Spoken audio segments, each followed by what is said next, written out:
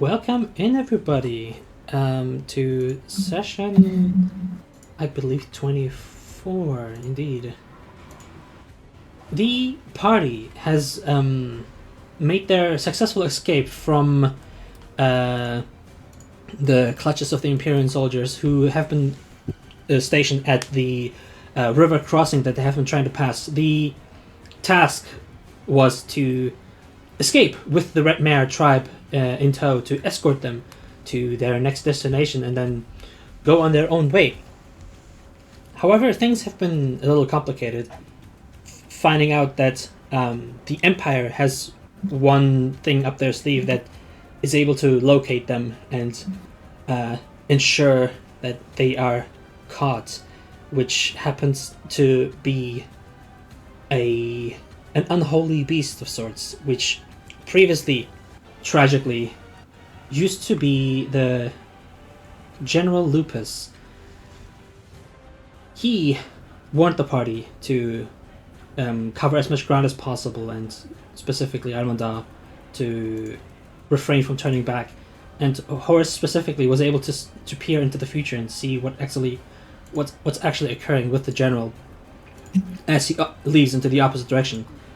As they did, however, they did manage to buy themselves some time, and after passing the river and getting to the opposite end, covering a little extra ground, and letting the forest cover their tracks, the camp, the tribe, took a breather, and after a short rest, they were quickly informed that they were not going to get him off his tail anytime soon. Beast, who is now on their pursuit. Renho has apparently been able to have access to some certain information that she inquired the party to be guided by her towards a safe location, which ended up being this altar, this shrine, this strange location, which was also described as a tomb before. The party makes them... Okay, cool. The party makes their way to this location and find out there has been someone waiting for them. A spirit of sorts. One that is half fey, half undead. Someone who went by the name of Ashera as they introduced themselves. She didn't have much time to explain what's going on, but she knows of the beast, apparently, and warned them that they cannot outrun it. For you specifically, Eileen, the name Ashera would actually ring a bell. It is somebody who was closely befriended to Nene, and someone who was basically working quite closely together with them. You have been catching the occasional the conversation between them, and please roll me like a Arcana or History. Same. Mm-hmm. I'm just going to get my dash. Yeah, first. Arcana, I have +1 on either, so it matter. You can roll this one with advantage too, because reasons. My god, that's good, because I got a 6. Never mind, I got another 6. That's awesome. You remember Ashera to be a spirit of sorts, but you're not entirely sure what her exact nature was. She's basically a being that is capable of delving into the ethereal plane, which is basically a plane between the living and the dead. And yeah, you don't really know much aside from that at the moment. As combat has been ensuing and the party has been dealing with this threat, the Houndmaster has arrived. I suppose the best way to describe it is punctually to engage with the party, and has basically been laying siege on their defensive position. The party has been able to hold them off pretty well until now. These 6 crystals that all emanate a light has been able to defend themselves against the mist that the Houndmaster was able to create the magical darkness that is surrounding this entire area, obscuring their view, and only the light being their refuge. However, these light sources also needed regular maintenance, as whenever the Houndmaster or his hounds appeared to engage with the pillars themselves, they lost some of their luster and had to be basically repaired and maintained so that the light continues to shine and they do not get engulfed in the darkness, where the hounds and perhaps even the Houndmaster as well are in their element. One unfortunate side effect of that is that Shitai, as well as Teacher, whenever they closed the circle, I suppose, whenever they activated all 6 crystals and created an enclosed wall, each hound, but also those 2, have been receiving damage as the pillars have been slowly burning away at them. And this round, after Sheth has been successful in placing the last totem here, and the party closing the circle again, and initiative being past Sheth, who was the one who engaged it, we will start from there, which is what I rolled is a 7. What that means is that Shitai and Teacher take 7 damage, as well as the Umbral Hound 6 and 5. They will also take 7 damage as a result of the circle being closed. So that's how we begin.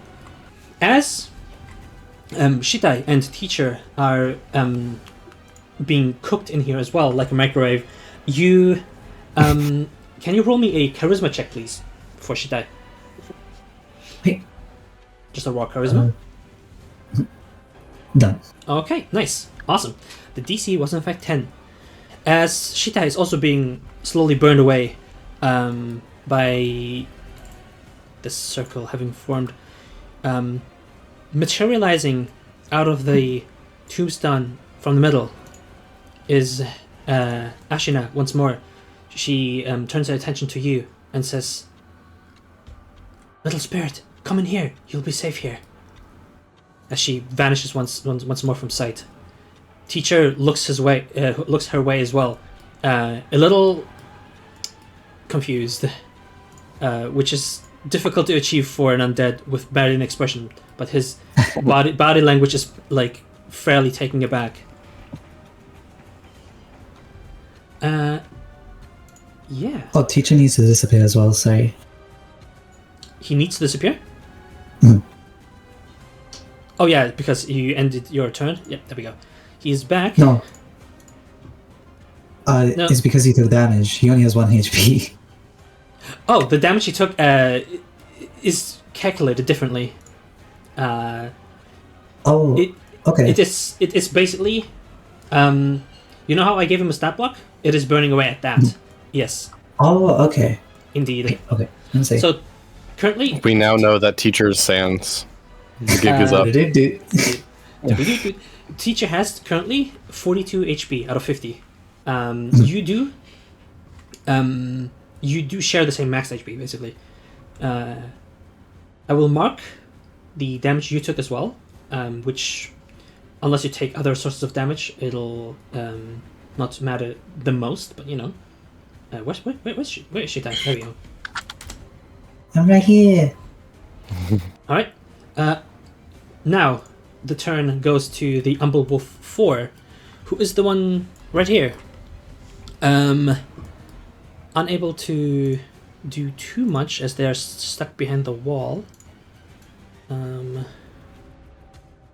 Yeah.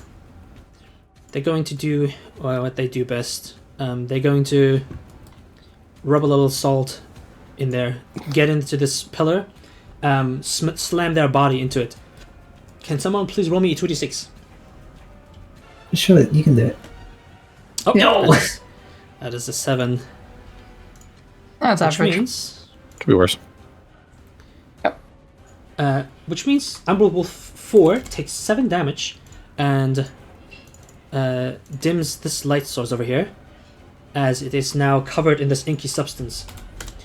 Oh yeah, I forgot to do something, which is that previously I've just like removed the light, which was not correct. They do have 20-foot dim light, but that's okay. And this is now dim light. Oh, convenient for Rook. He can see now. At least with his normal eyes. All right, that's all he can do really.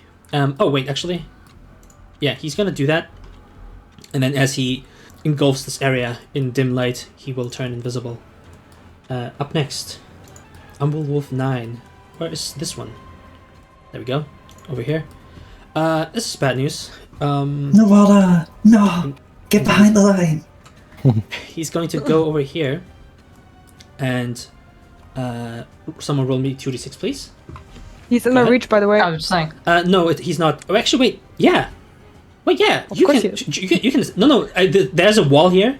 Just like. Okay. Yeah, but it confused me for a second as well. But like, you can attack through it. It's not. It doesn't block you. It just blocks him from going through. So you can attack him. Yeah, you can bonk him if you want. Okay. Sorry.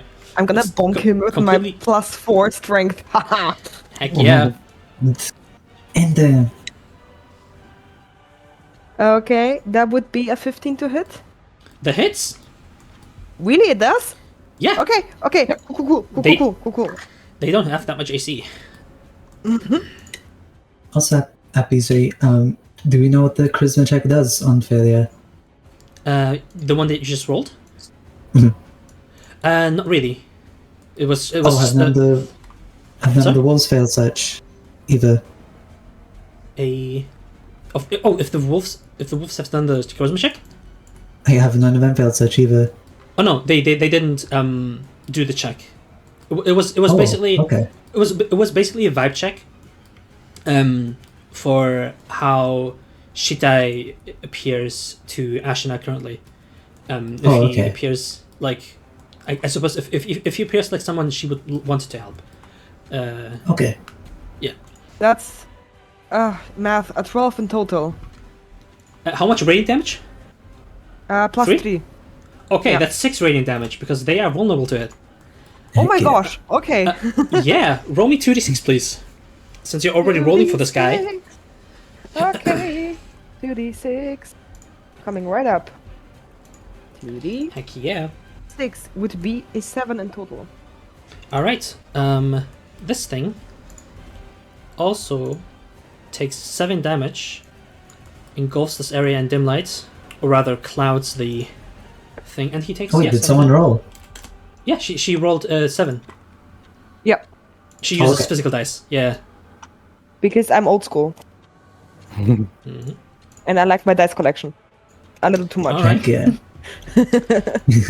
The legendary turn comes back around for the Houndmaster as you hear him call from basically every direction, "Hounds, overwhelm," as they all start rushing in and basically like wild animals slam themselves against these walls to try and break through. It's 2 new hounds appearing from the north over here as they rush in. This one immediately. Actually, wait. Yeah, That's crazy. They can only move. They don't get to take an action. Okay. Yeah, I was about to sorry. say, geez, that's crazy. They Don't worry. don't take action. No. It's just they get to move, so they get to like reposition themselves and such. Let's see who else wants to move. This one's going to move up here. The other hounds are chillin'. They like where they are. Like a villain. Indeed. Up next, Wolf 10. It's just when they do end their movement in here, they do get to turn invisible. So that's the one thing they get to do. Oh, it's just free action, it's not even a bonus action. It's part of the legendary action, basically. He makes them march forward, and then if they end their turn in dim light or darkness, they get to turn invisible. Okay. Mm-hmm. Yep. Wolf 10. Where is he? Oh yeah, that's this guy that just.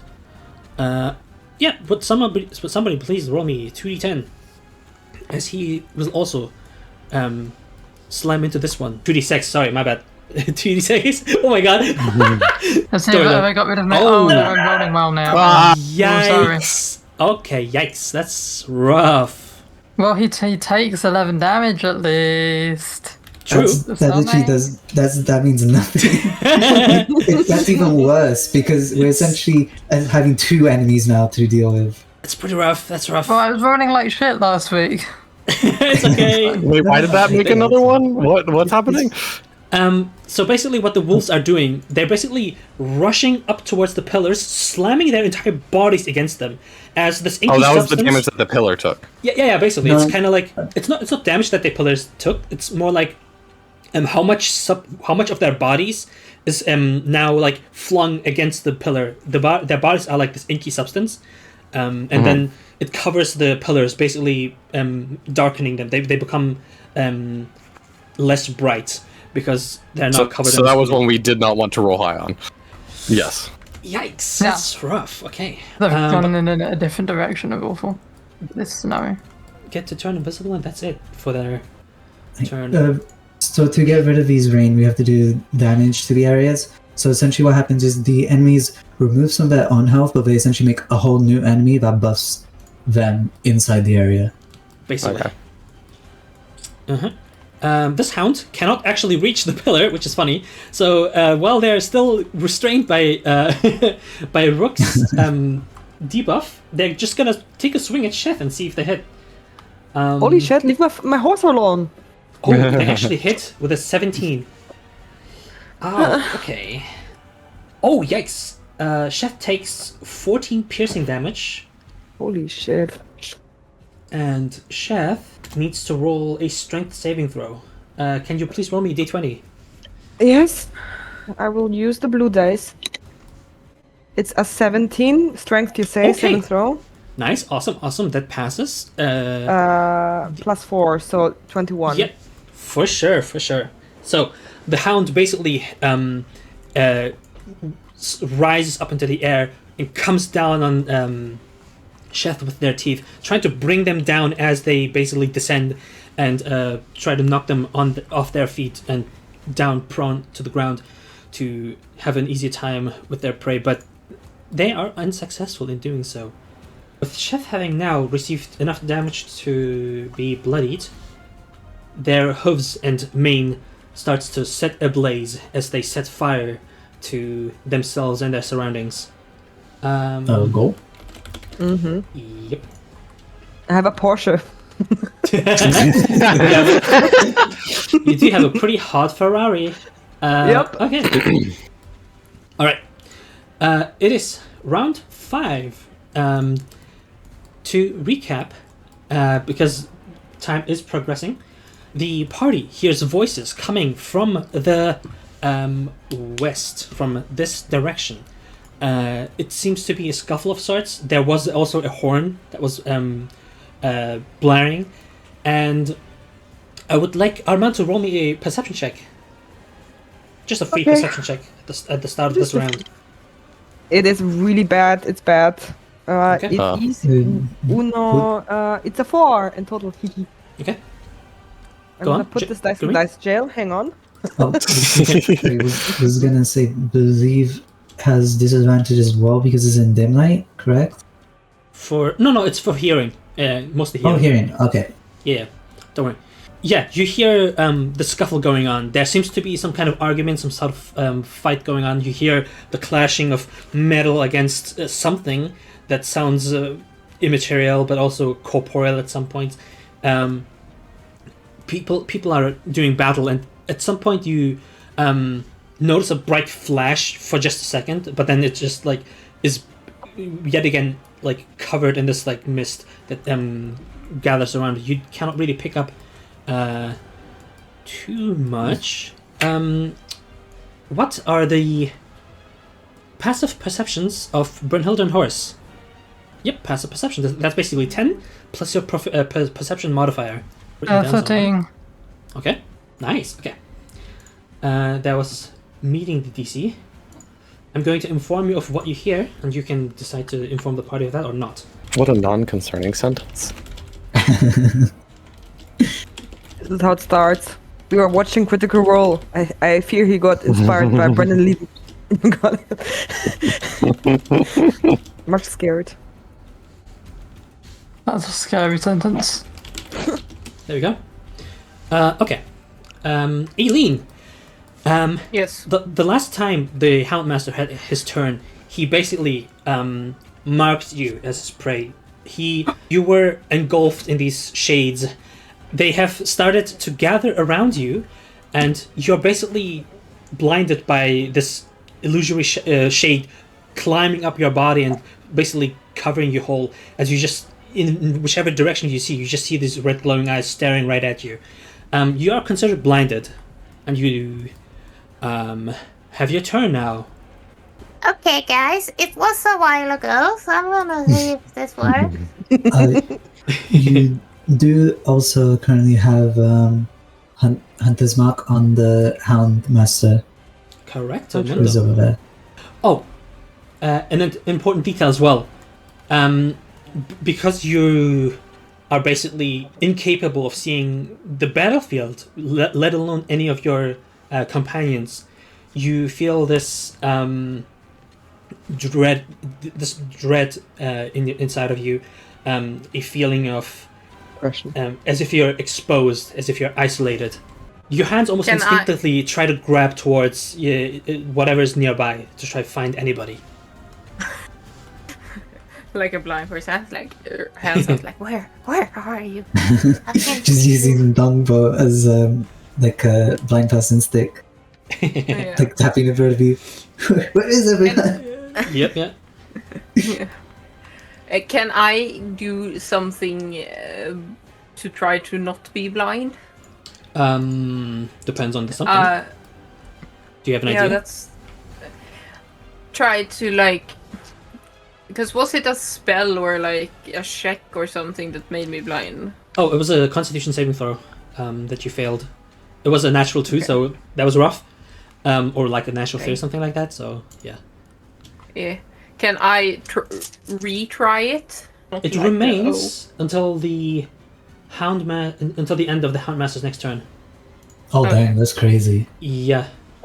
That's mean, Appy. That's me. It is 1 round. It's only 1 round, but it is a rough debuff, yeah. Famous last words. It's only one round. It's only 1 round. You just have to live 1 round. Yeah. Well, I think the most crazy thing about it is that it's the end of the Houndmaster's turn, so he also gets the benefit of it. Yeah. One thing that you may have missed, Bailey can interact with the pillars to essentially make the number on them go down. Mm-hmm. Just so you know. So what you or Bailey can do is use an action or bonus action to basically there are these totems that Renho gave you attached to these pillars now, which you basically activate to fuel their magical juices into the pillar and deal 2d8 damage to this goop. And then if this number is reduced to 0, the light is restored, and this is no longer dim light. So, and Bailey is not blind. No, Bailey's here. Okay. Chilling. They are buried 5 feet down, in case that changes anything. But yeah, you know where Bailey is. Because what Aileen can do is look through the eyes of Bailey. I was just about to suggest such. That's awesome. Heck yeah, you can. So Aileen is gonna do that, and with Bailey's help, Okay. be non-blind, so to say, Yep. and move. Sure, yeah. You can have Bailey's eyes guide you through the fog. I'm just gonna double check if this is like an action, bonus action, or anything. Just in case it uses up like action economy. Leave is an action for Alien to do such. Yeah. Very I've never possible. used it in battle. I've only used it like out of battle, so I don't actually know. No. Oh yeah, as an action you can use your familiar senses in place of your own. Yeah. Yeah. So I'm This- gonna do that as an action. Yep, please do. Because I can shoot an arrow, but the likelihood of hitting something that's not an ally is small. Yeah. So I'm gonna. When is it Bailey's turn? It is your turn as well as Bailey's. You share your turn. Okay. Yep. Just checking. Sorry for the question. This is darkness, or what is this? This Dim is light. dim light. So it's darker, but it's not darkness yet. And here it's normal light. Yep. This is bright light. All created by these pillars. All this light, all the vision you have is created by the pillars. And we want this number to go down. Exactly. Okay. So Aileen using Bailey non-blind anymore is gonna move. Yes. So I'm gonna walk here Okay. with Bailey. And it was a bonus action to try to lower it, right? Exactly. Well, you can attack it. You can just simply attack it as well. Yeah, if you do have an attack through some means. Oh, by the way, you can share a space with Bailey if you want. Like, Bailey's a tiny creature. You can just go there. That's fine. Yeah, well, She's I'm gonna do due to the fact that I'm blind, Bailey's not. And I'm using Bailey. Would it be a free action to pick Bailey up and just put her on my shoulder? Or do I have to have Bailey's movement to jump up on me? Or like... How do I get Bailey on my shoulder? I would argue Bailey uses half its movement to get up, so it's basically like mounting rules. Huh? With like Bailey, I never know if it's her or him. Like I don't know if it's her or him. Bailey's a girl's name, I'm pretty sure. Bailey's a female bunny. Okay, good. Because you did sometimes say he, so I got really confused. So I just like didn't know what to call him. I'm confused myself, so I just... Anyway, yeah. Bailey uses half her movement to get up on your shoulder. That's it. So it's just movement. Bailey's on my head. And because I'm looking through Bailey's eye, Aileen's eyes are like completely like white. Everything. Nice. And Bailey's eyes, like normal, pretty dark for a bunny, is like slightly glowing in the color of the season I am. Nice. Oh. And I don't remember what season I am. Currently summer thing still. Yeah. So they are pretty reddish. They are they're not like a bright neon red Bailey's eye because they are still very dark, but they are like slightly glowing reddish. So I'm gonna give me a second because I have to see what the fuck I have as a bonus action. You can activate this thing as a bonus action if you would like to. Yeah, I want to do that. Either action or bonus action. Yep, you can do either, or would you like to do that? Yes, and I would like to do it double, so Bailey does it too. Okay. Please roll me 2d8. Nice! Okay, huge.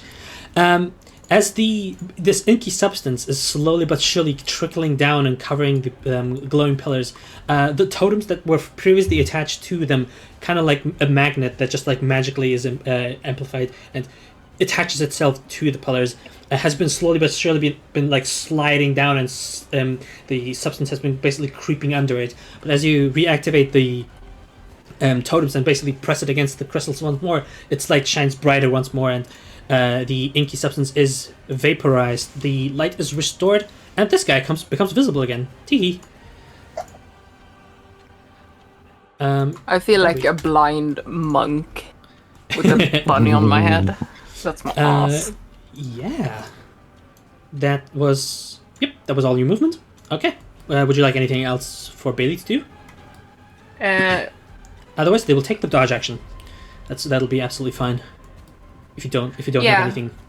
Okay. No, Bailey's like, because usually Bailey's burrowed to be safe, but now Bailey is on my head, so they want to do like the safest thing and not cause any aggression to them. Awesome.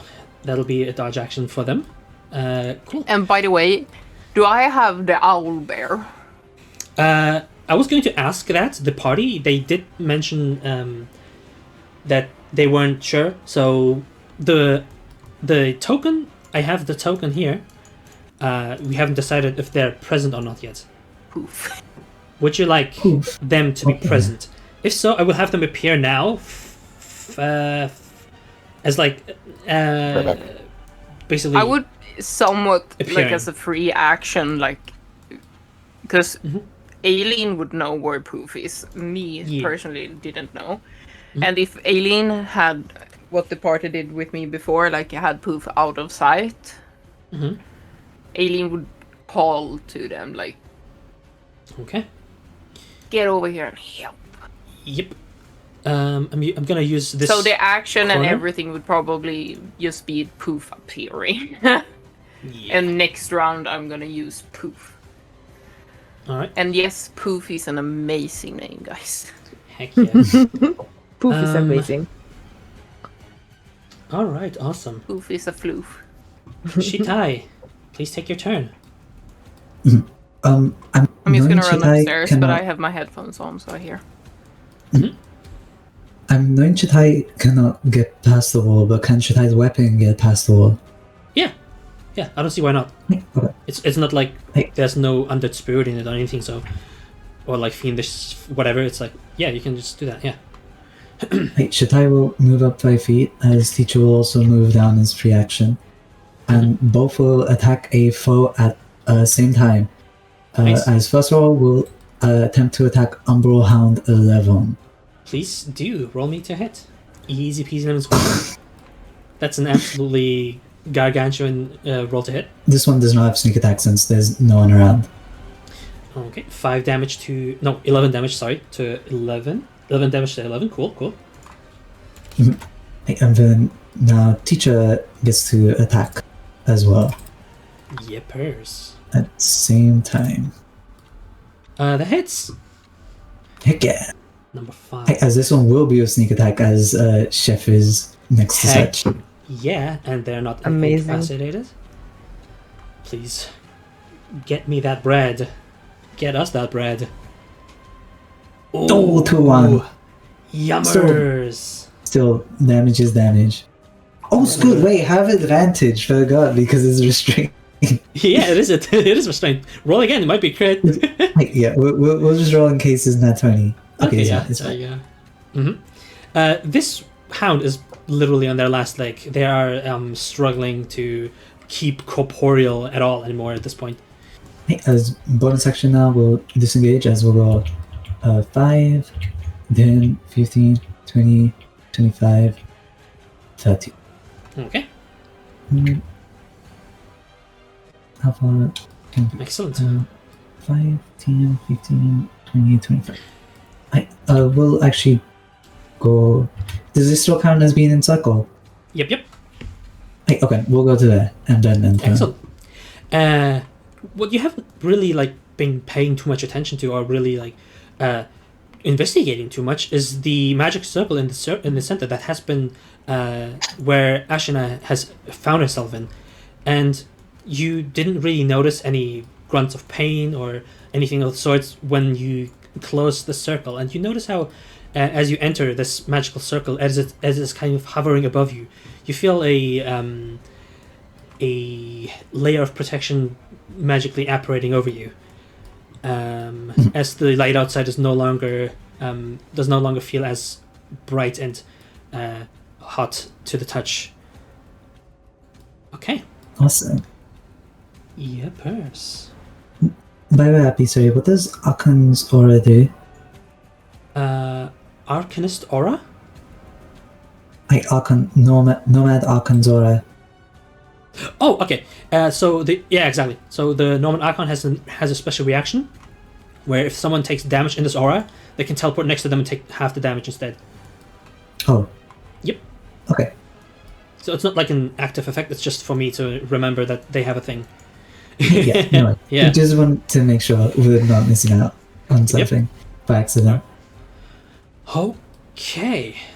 Next legendary turn for the Houndmaster, as it is his chance to isolate.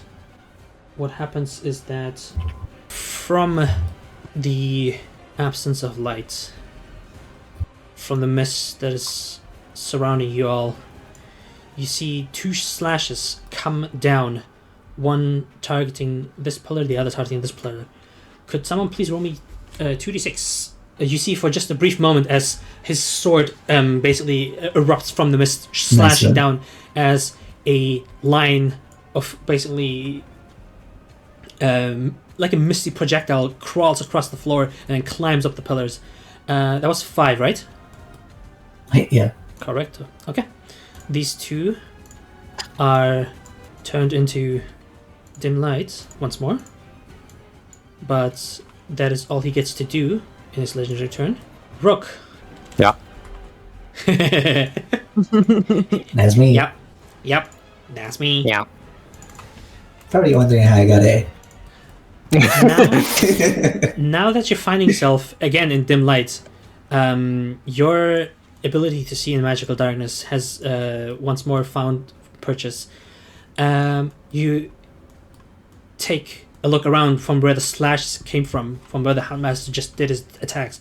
Notice he's over here, in this direction, and then you notice how he takes a step back and completely vanishes, and then reappears on the opposite side of the battlefield, over here.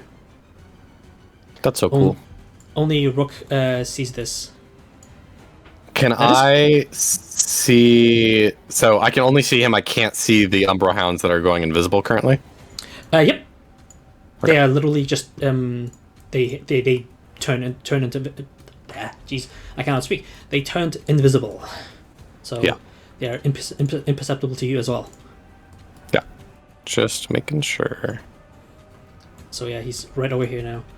You know exactly where he is. Yeah. Up next, Horus. What would you like to do on your turn? Oh yeah, something that I forgot to tell as well. Aileen. Yes. As you walked over to your friends, you find yourself, despite the fact that you're blinded, you're this almost like primeval instinct of to like reaching out for anybody nearby. You notice your hand making contact with those around you, and you notice that 3 figures are now next to you. You basically sense their presence and are able to hold on to them. You're still blinded, so you cannot actually see really, but you feel less isolated now. Yes. Horus. The power of friendship. Indeed. What would you like to do, Horus? Oh yeah, and reminder, Horus, Nuvola, and Brunhilde all have their turn at the same time, before it gets to the Houndmaster. So, important to note. Brunhilde and Nuvola can take their turn as well. Luna makes note that she cannot really see the Houndmaster right now. Well, yeah, you don't. Only Rook does. No. Yeah, he's invisible. He's disappeared. Vanished. Gone. I mean, you do see this guy, if you want to knock his head off. Horus decides to cast Time Dilation on the Umbral Hound, especially if Brunhilde plans to kill them. Yeah. Brunhilde, what would you like to do? Would you like to kill it? I can kill it. Oh, yeah. If someone goes to that pole with 5 HP that needs going for. Oh, yeah. You can use one of your attacks to hit the pole as well. You do have like 4 attacks if Horus gives you the thing. If you Flurry of Blows. You have at least minimum 2, maximum 3. Can Horus not bonus action the pillar on top of the main action Time Dilation? Luna could, yeah. Bonus action attack. If you'd like to. Roll me to hit, that's a DC AC 12. Did you have to hit? Nice! Okay. Horus spins around as they strike through the inky substance with their spectral tail. It basically evaporates the substance on this pillar, and in fact, it seems to be shining even brighter now. I will give this pillar 5 temporary hit points for that nat 20. So Amazing. whenever they do the funny again, they have to hit through 5 more. Let's go. Yep, there we go. So this one's bright again. You can see poof again. Yee! Woohoo! Woo! Yep. We see. What would you like We to do, can see Brunhilde? Houndmaster. Nope. The Houndmaster is okay. still... No, I can see him. Oh, let me check play every. I don't know what you can see. Oh yeah, you can see him. He's here. Look at him. Poking up from the darkness. He's I could harmless, sure. a Horus and run over there and smack him instead. Who the heck is Poof? I've seen this guy. Yeah, there. Who's he? You know the guy we're trying to rodeo? It's him. The Oh. owlbear, exactly. Yeah. The rodeo of owlbears. Yeah, sure. We do be owlbearing in this rodeo. What have you Alright, been trying to do? Nothing. Nothing wrong. Nothing. I will add poof with 29 HP. Sharing your initiative. I begrudgingly accept no. I will punch the Umbral Hound in front of her. As tempted as she is by running over to the Houndmaster and giving him a good whack. It probably is the wrong side of some nasty terrain for that, so... Yeah. That is a bit of a rough call. Would you like to punch this guy? How many attacks do I get by default? I need to remind myself every time. Bit of a rook call. Huh? Oh wait, I'm unmuted. Whoops.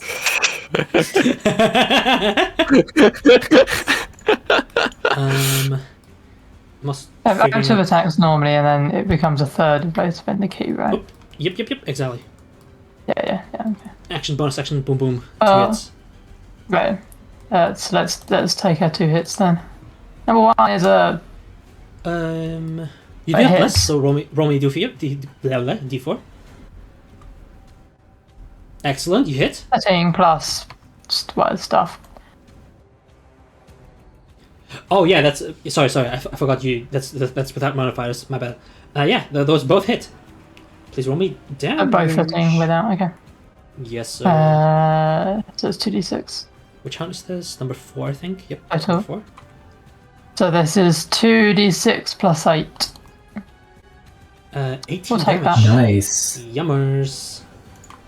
Oh, don't forget, Brynhilde at the start of her turn notices that the funny runes that she stitched into her wraps going around her arms have actually been missing a little extra something. She fixes it up, and suddenly her 2 gauntlets that have been basically slashing against these guys start setting on fire. Please roll me 2d6. Oh, Oh right. sure. Yeah. Yeah. When she became level 4, she got a new rune, and it's this thing, which is now gonna kill this fucking guy. 2d6, please. I keep that's 3. Oh, that's yep. Ignore those. We ignore those.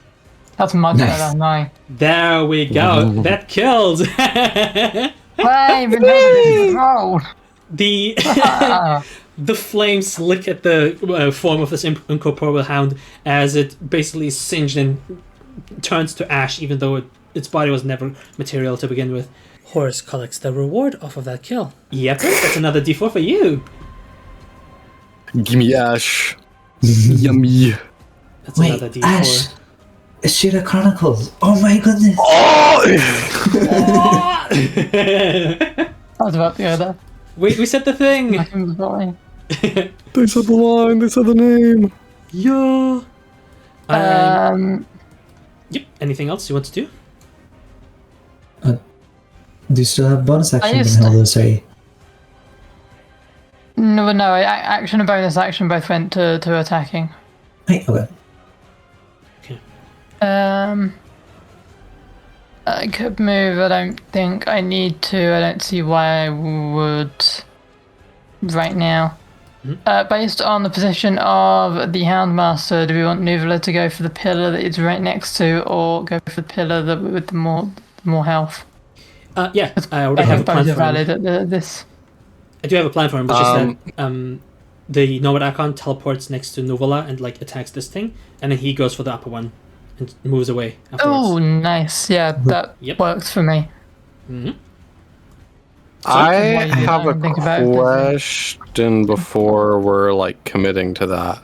Okay. Go Is there a downside to these pillars being shrouded in darkness besides making the hounds disappear? They remove the walls. Yeah, these Yeah. walls that are basically okay. preventing entry are basically they vanish if both of them okay. have been sharded. For example, this wall no longer exists technically. Right. And also, is less the hounds doable can then. turn invisible. I was And another thing, one thing that you found out because of Horus's cool ability, the hounds actually have resistance to physical damage when hit in dim light or darkness. So if you try to attack them while they're visible in these things, then they take half damage from your normal attacks, from your normal damage. Gotcha. Good enough then, because otherwise I was gonna try and give Rook or make Rook cast Sense Good and Evil, and then use that to see the invisible hounds and just like solo them. But yeah, I can't do that. Yeah, it gives them way too many benefits to really be worth it. Sadly, like, they also get disadvantage in their attacks when it's in light. So if there's dim light, they also get like normal attacks. So it's a whole shebang. Difficult. Shebang. Yeah. That is why I wanted to ask. Cool. The Nomad Archon is gonna go over here, have a swipe at the thing. That is. Oh my goodness gracious. That was a low roll. That was 6 damage, unfortunately. So this one has still 1 HP. Little. Gulp. He's gonna move 15 feet up here. Would it not just be better for Nuvla to try finish that one off? Actually, I guess try and throw the other one off. Yeah. This wall is currently there. I like this wall is working. Yeah. As intended, so he just has to like make sure that this one reappears. Okay. Yeah. Yeah. That's a good idea. And then the explosion happened again because the walls reconnect. Exactly. Yep. Yeah, I'm not even gonna roll because, you know, it's just gonna disappear. No! Fuck it, that's zero! The pillars reignited as these two goobers once more revealed. And then he's gonna waddle off. 10, 15, 20, 25, 30. I'm getting out of here. Actually, wait, hold on. I gotta get out of here. I gotta get out of here. There we go. That's perfect. Okay. Yeah, that was his action and bonus action. Unfortunately, just one wall, but that's okay. All right. It's better than no wall, right? Yeah, for sure. Like this. Yeah, this is now fixed up. Everything's fixed up. Always gotta count best. We are going to build a wall. Oh no, Exactly. please We're don't. gonna make the Shadow Hounds pay. Ow. Okay. Who has Dominate Monster to force the hands to pay for it? That right there gave me 2d6 psychic damage. Yeah. I bet it did. I bet it did. This is interesting because now we roll back to the Houndmaster's turn. What is he going to do? You are kind of closed up in there. I'm gonna cry. You cry, you cry, baby. Bonus action, cry. Bonus action, weep. Okay, I know what he's gonna do. It's a bit cringe, but it's whatever. It's like,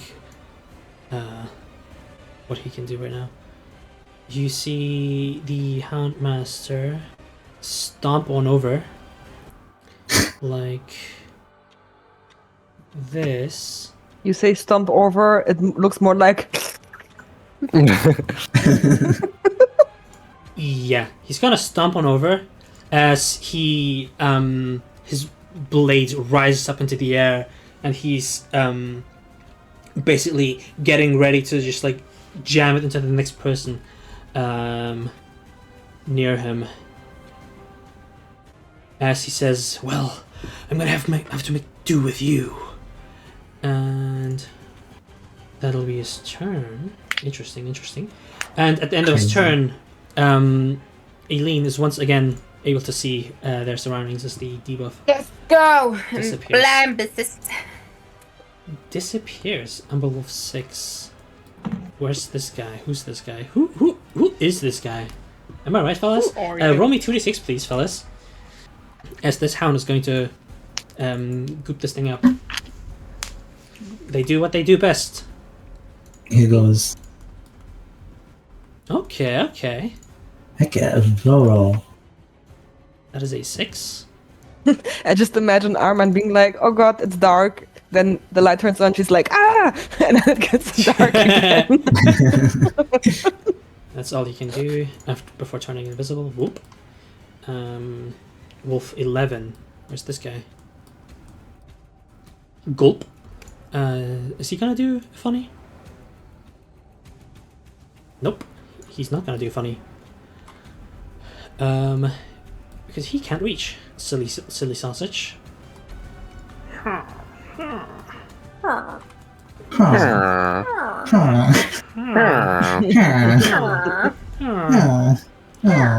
It's gonna come over here, and that's gonna be his turn. Number 12. He's just gonna add insult to injury. He's just gonna make sure that this one stays grouped up a little longer. Please roll me 2d6. Oh, he can do that. Crazy. Yeah.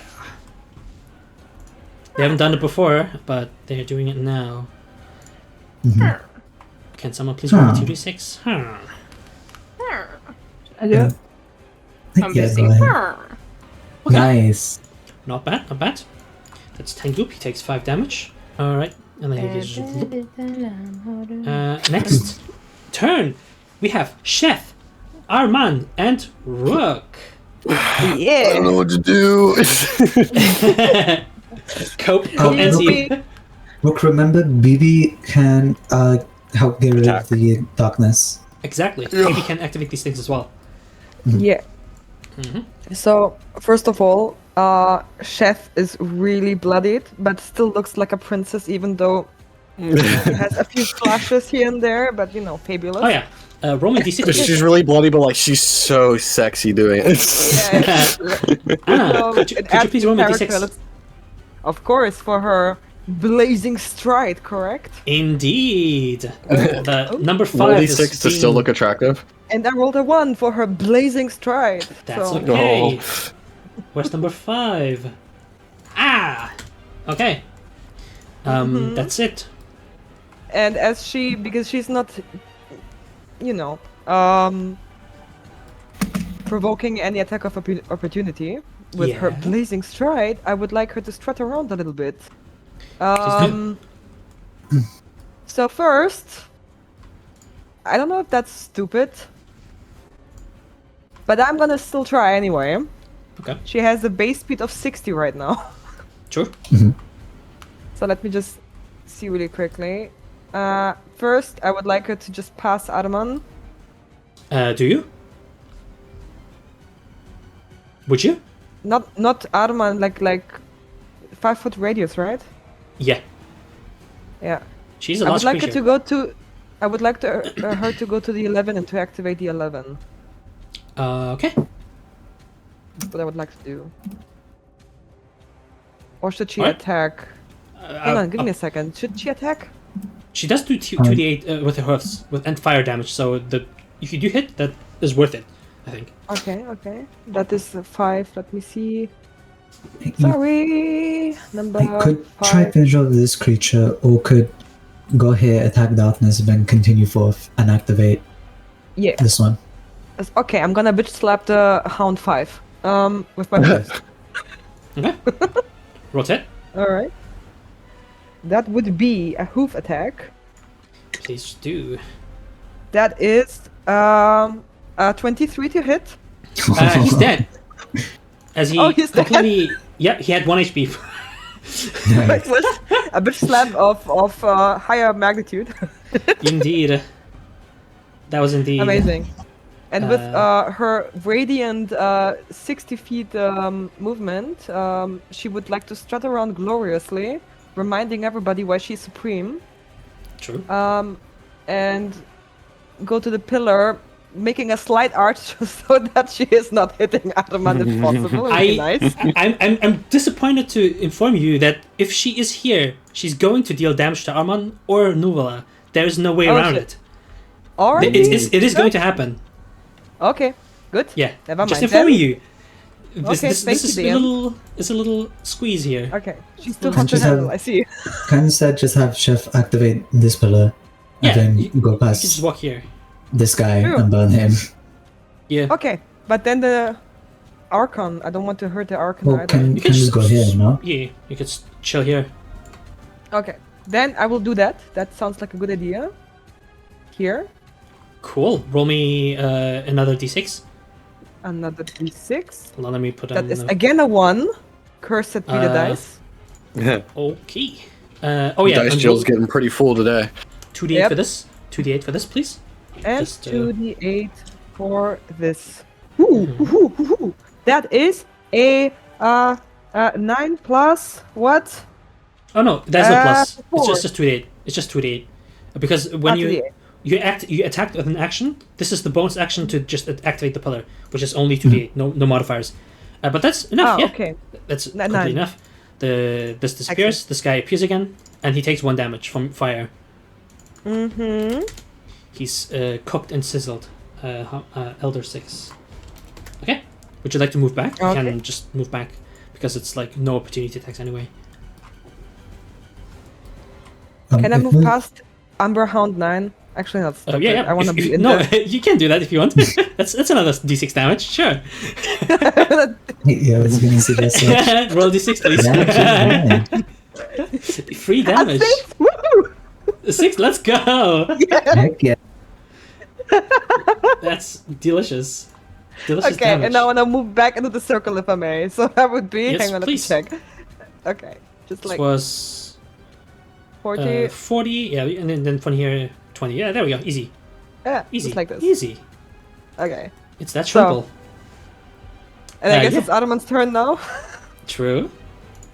So Arman being like, light out, lie down, light out, light on. Flying to her own steed, being like total whiplash, Yeah. turning around and attacking the Hound 6. Please do. Swearing in Celestial, which we established as creation. So she says, Yebote. Heck Alien yeah. And that- understands that. I'm confused. Yeah, that's last session, random. I have Bless, correct? Yes, Hey, you yeah, do. because. You have double bless. Oh wait, do you have double bless? Hey, okay. Yeah. Awesome. You do have Super double awesome. bless. This totem is not like the actual bless spell, so it does stack. Awesome. I have 2d4 on top? Are you Yeah. shitting me? Yeah. Holy shit! Holy shit! Yeah, That you is have saving the day! you have bless from Nuvola and bless from this totem. It's, Oh my it- god, I feel extra blessed today. What is this Princess Day? Okay, that is... So, that's a 9 plus... 6, 15 to hit. Yep, that hits. Please roll damage. Okay. I'm rolling damage. With my bill hook trying to pierce through its ugly eye. An 8 plus radiant. Uh, 1d4. dead. This one dead. Oh, nice. never mind. How would you like to do this? I'm Describe how you piercing through its dispatch this eye. guy. Okay, cool.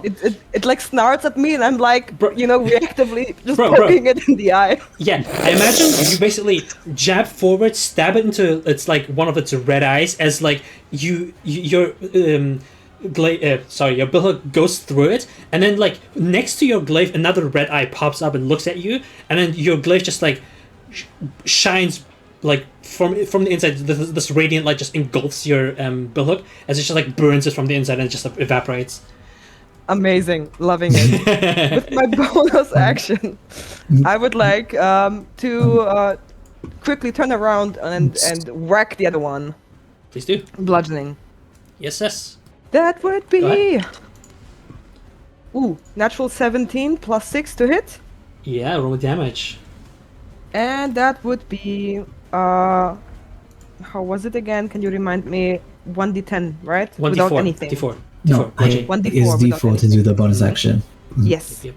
1d4 With modifier. with modifier and with Yeah. radiant, right? Yes. So, So the 2d4. plus strength. Okay, that's 2 damage. Plus 4. Modifier. Dead. Nice. Oh, that was quick. Holy shit. I did not Yeah. expect this to be this quick. These guys had pretty low HP. This one had like 6 HP. The other had something else. They're dead. That's all that matters. And That host. I'm looking around a little bit, anxiously. Let me see. Should I move somewhere? Do you want me to go somewhere, you all? I I have a base speed of guess just 35. I guess just like go ahead to try deal with darkness, or at least be outside of search, so one can go into the deal with it. I can go there and prepare to attack the thingy for next round. Hey, sure. Okay, cool. I'm giving a wink to Chef and going there. Here you go. Cool. Rook, what would you like to do? Okay. How much is there like a cap on damage that BB can do to one of these? It's 2d8. At most 16, but most at least 16. 2. Okay, sweet. Minimum 2, Then I am going to have BB. What is Heck BB's movement? 50. It's exactly 50. All right, sweet. So yeah, BB is gonna fly over here and attack that. You said 2d6? 2d8.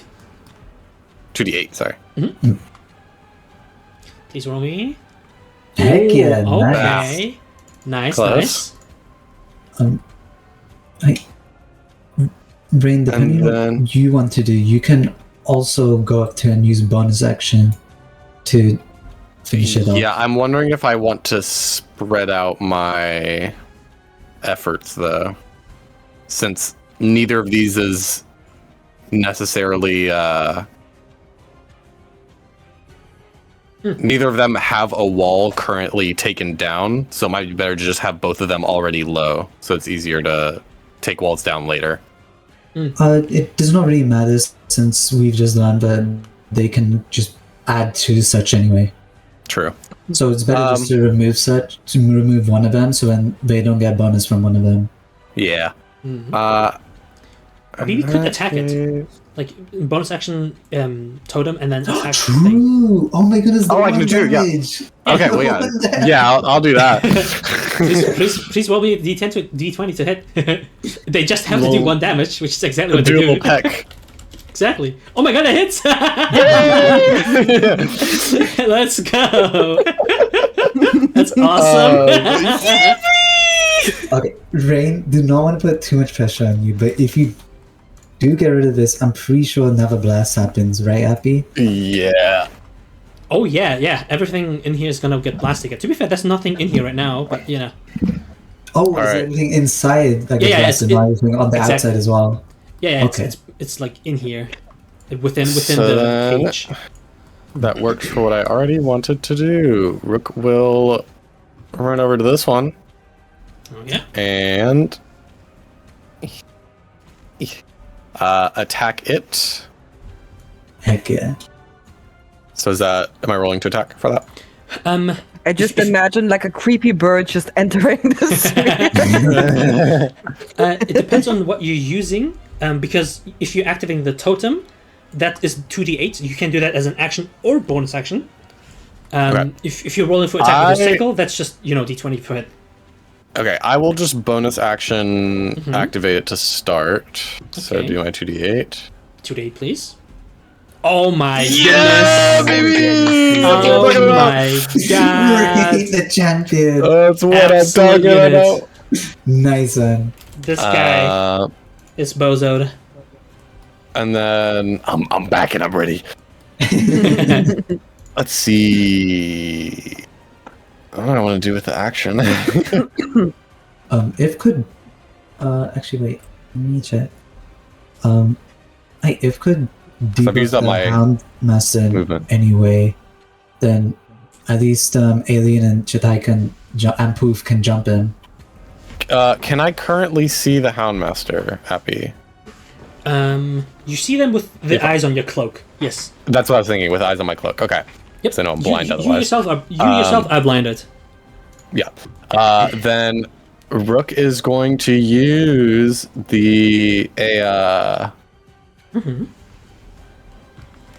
his action to try and restrain the Houndmaster Okay. from the Sea Urchin Master. Yeah. I've got this, Rain. I'm a believer.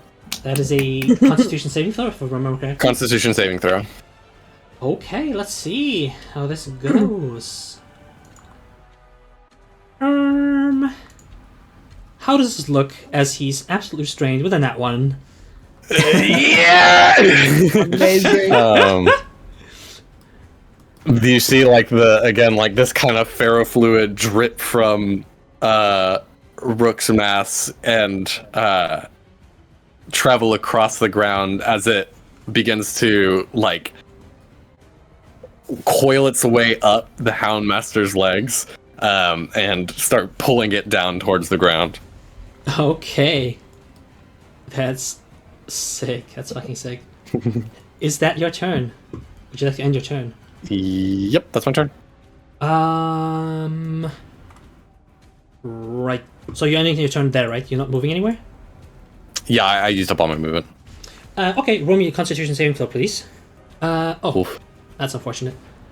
As you end your turn directly next to a bread-burning pillar, you yourself have already been pretty squeamish towards light, but the eyes on your cloak have also been noticing this is a little too much, as your cloak also is now considered blinded, so you're double blinded, basically, I guess.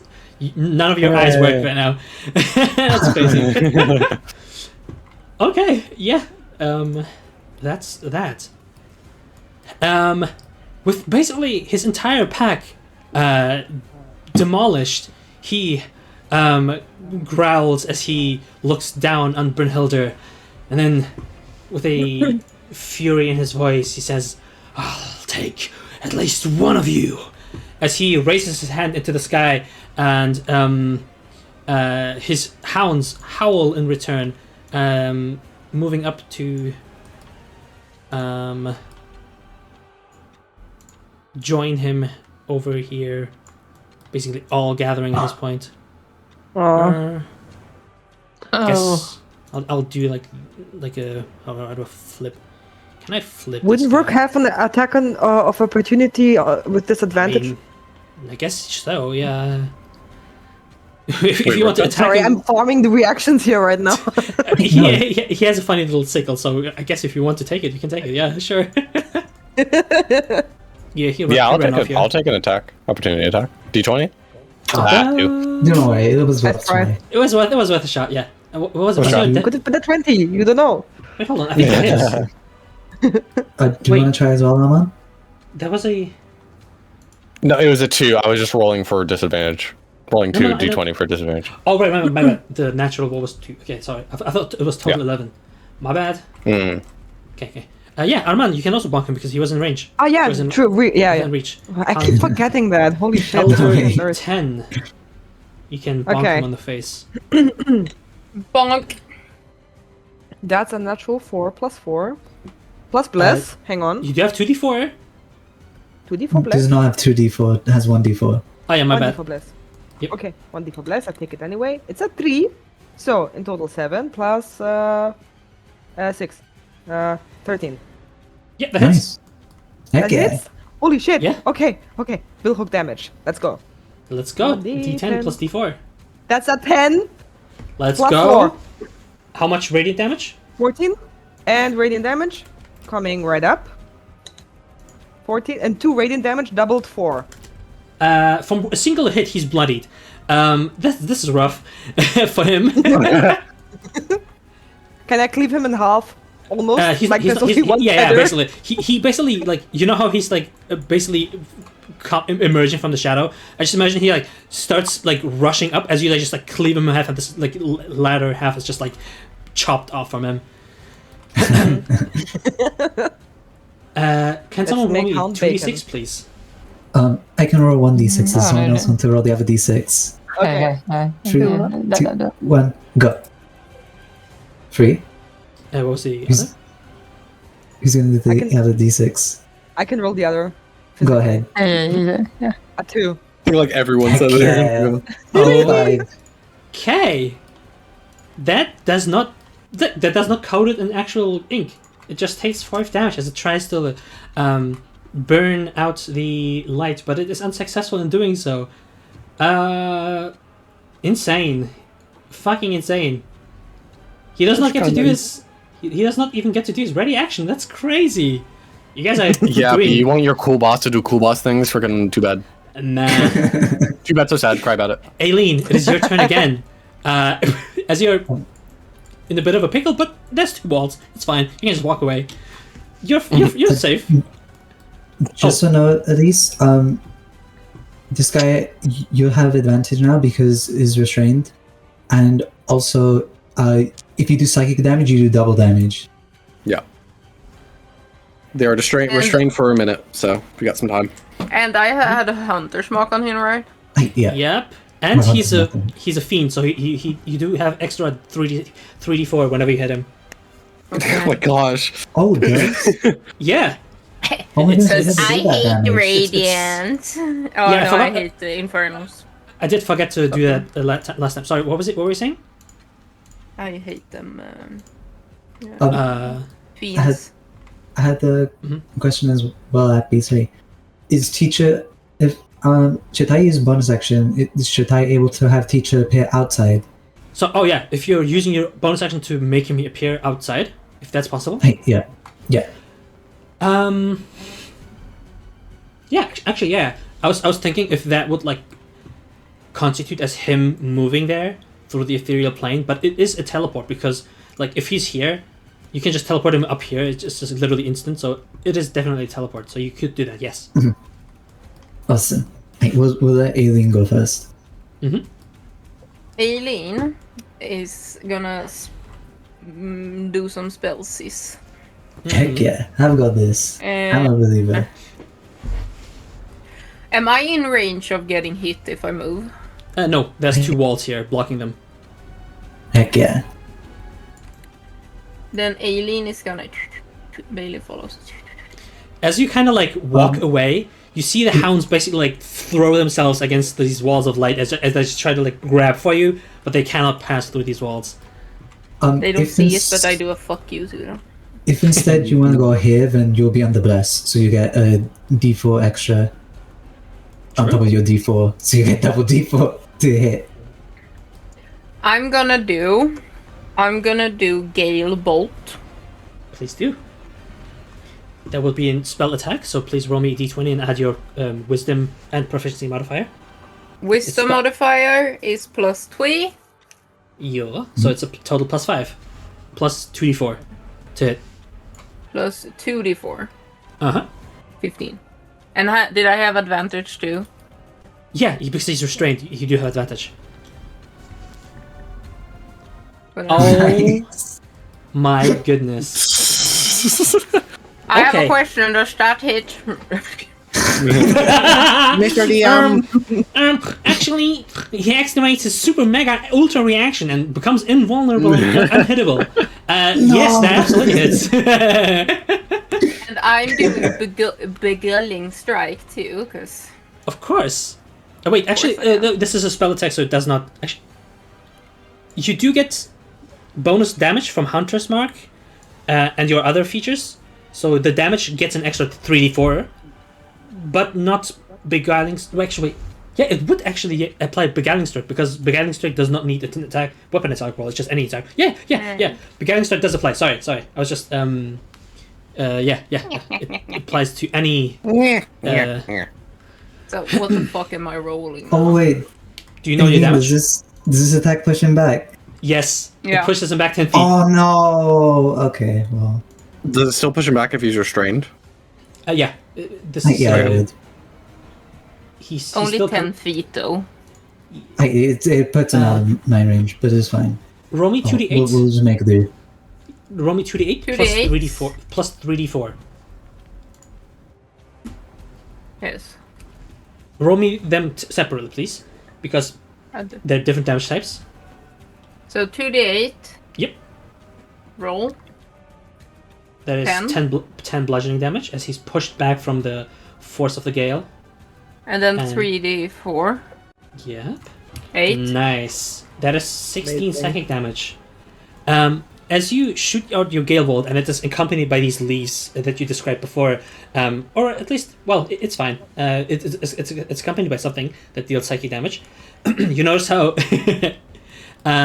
basically, whenever it impacts him, the blade that he's wielding and that from which these shadows have been emanating, starts like basically quivering each time you deal psychic damage, as it sprouts these eyes that look into every direction erratically and immediately close again, just for a single moment as they're disoriented. That's a good damage. How does it look? Your Galebolt, if you'd like to describe it. It's like an arrow still, but it's not an arrow. It's an arrow of compressed air. Nice. If that do make the sense. Yeah. And it, with like swirling winds around it, with obviously leaves in, because, of course. And due to I'm summery, it's kind of reddish. Because of the fire. Nice. And it go pew. Poof. Is that your turn? That's... Oh, wait. Yes, that's my turn. But then I poof. Yeah, you do. If you want Poof to attack and stuff, you do need to command them as a bonus action. FYI. I do that then. Yes, okay. Poof, attack. Roll to hit, please. Surely Poof's attack is so strong that it pushed him 5 feet forward. If you want to shove him, you can shove him. It's up there, Elaine, if she wants to shove. Do you communicate what you're trying to achieve? Because Aileen has no idea what you're trying to do. If he's moved 5 feet back from where you pushed him, then I'm able to attack him. There you go. Do you want to shove him instead of attacking? You can do it if you would like to. Okay. Roll me an athletics check with Poof, please. That is a d20 plus their strength modifier. D20. Yep, plus 3. Strength plus 3. Strength plus 3. 60. Okay, not bad. Oh. Is it advantage because restraint? Nope, this does not affect. Actually, I don't think it does. Yeah, unfortunately, that is a 21 on his strength check. So, as Poof kind of like rushes up from behind, basically charging up towards them, slamming their body into the back of the Houndmaster, he catches himself, goes on one knee, and just like reels back up on his feet. That'll be that. Yeah, she died. Sorry, just to double check. Houndmaster is this, right? Is not this. Like the hounds. This is where he ends. Okay. In such cases, no real need for Shatai to come out and get exploded in the area, so Shatai will just move. Explosive your mind. 5, 10, 15, 20, and then we'll have Teacher appear here. Okay. As will attack Umbral Hound. 11. Yeah. And you would get a sneak attack because a friend. Mm-hmm. Indeed. But That hits. 18. And then plus such. Hey! Hey! It had 22 HP. How would you like to do this? As you... Yeah. Destroy this guy. As Teacher from one side of this arena suddenly appears on the other side in front of this creature, simply holding blade on top with both hands, as suddenly he swings downwards, then Shatai takes place, swinging straight down, as simply here, goodbye. As the creature is slashed in half, and Shatai reappears back in the circle. As a part of such as well, Appy will use for final time Heck funny wailing feature, since the enemy was on the outside. Indeed. As deathly screams and reap out from the hound as they charge towards the Houndmaster himself, doing 10 damage. Heck yeah! Let's fucking go! Hey, that is all use then of that feature, however. Heck yeah. The Houndmaster, his pack, absolutely decimated. You notice him hesitate to attack as he catches himself on his feet, jams the blade into the ground, and holds his head as he starts shivering, kind of like slowly but surely losing his mind as he snaps out of it, raises his blade again, takes 2 swings, and is going to strike these 2 pillars. Roll me 2d6, please. That's a 6. Oh. Yikes. It's alright. However, something funny is going to happen. As this wall is brought low by his 2 swings. And then, strangely enough, as he engulfs the battlefield once more in these in this darkness, he, as part of this, vanishes from sight, reappears right here, and takes a swing against Brunhilde No! as he teleports, but he has like ultra disadvantage because Horus is there. They are still restrained. They still are restrained. That teleport did not break them out. The first swing misses with a 14. The second one, yikes! Okay, Jesus. Right. It sorry. It still hits with a 29 with disadvantage. Yeah. As the blade comes striking down on Brunhilde, dealing 13 slashing, leaving her with 4 HP. However, -2 as well. oh yeah, true. Yeah, exactly. Good reminder. Thanks, Grimmy. Yeah. Yeah, If not for the first attack missing, the second attack would have definitely brought Brunhilde down. But also, you notice as whenever the blade strikes at you, these shadows try to engulf you. But something about the presence of Horus right next to you seems to diminish and banish them. As he, almost in like a last-ditch effort, teleports himself into the circle. And then, despite the fact that he just took a swing, he almost immediately crumbles to his knees before saying, close it! In the voice of the general, as he desperately cries out to the party. That's his legendary turn. That's not concerning at all. Epi? Yeah. He hit I someone think- that is an ally that was not self. I guess you get to bonk him, yeah. I guess so. Yeah, I guess. This cheeky little fella gets to bonk him, yeah. Yeah. But he Well, doesn't then- remember what the rune said about if the guy gets trapped inside the thing, then Yeah. banish, not kill, or something rather along those lines. So there might be some level of consciousness If you'd like trying to to save. If you would like to share that with the party, do you say that in character? 16, nice. I say that more concisely in character. Nice. FYI, just to note something, as teacher brings down their blade against the Houndmaster, you notice that his form is almost becoming immaterial, becoming one with the dim light around and engulfing the shadows.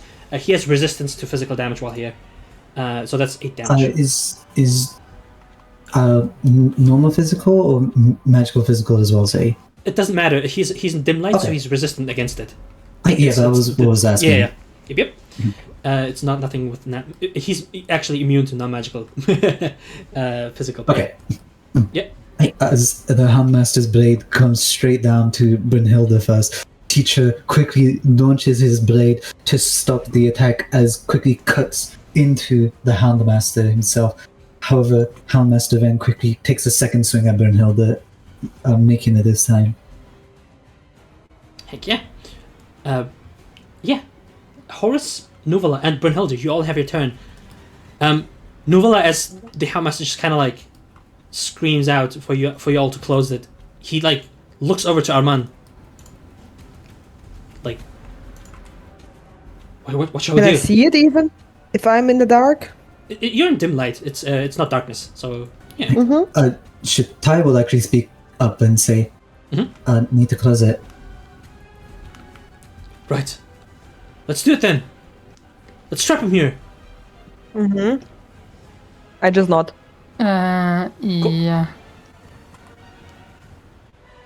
Then Hilda's gonna punch the pillar. Please do. Punch it! Roll to hit. Be kung fu fighting. Roll me your blessed d4. Oh right, yeah, If it's at it's least a low, two, isn't you it? get- yeah, it's- Nice. Yeah, it has just 12 AC. You just had to hit a 2 with the bless. Yeah. Awesome. Roll me 1d6 plus 4 plus. Oh, is it now 2d6 for Yep. bow? It is indeed 2d6 plus So that plus 4. could work if I'm good. Mm-hmm. Okay. Well, yeah. Okay. I won't immediately roll the Nice. That's not enough. 7 Amazing. plus 3. That is. It's 7 plus 10. 4, wouldn't it? Oh, no, yeah, because it true. can't slash. Can you slash No, no, pillar? No, it's. You're Okay, right. okay. You're right. Sorry, I forgot. Your like modifier is plus 3, but you do have plus 1 to damage as well. So yeah, it is dispelled. Heck yeah. Hell yeah. If she, I mean, she could. Hang on, I have do I have a disengage as a bonus action type skill? Yeah, You do. yeah. I never hasn't. Disengage bonus action. You can do that. Can Does that cost me? No, it doesn't cost you anything. No, I don't. Unless you want to dash as well, Okay. then it costs you something. Luna's asking if Brunhilde is also taking care of the other pillar. She is yeah. on 6 HP and like right here, so it's like, I wouldn't blame you if you try to like get away. Well, no, I'm going straight for this and we'll spend the key once I get there to have another bash at this one. No, hold on. You use your action to attack this, right? You only have a bonus action. Yes. If you use your bonus action to disengage, you have no longer actions Oh. to do this. Oh, right, okay. Yeah, That's yeah. So you have to decide between disengaging Oh, or just yeah. running away and letting him like bonk you, which is like fair. Isn't he on Risky. mega disadvantage still though? he does make it a disadvantage. Yes, Yeah. he's still restrained Hang on, is it 2 disadvantages? because of Horus. Yeah,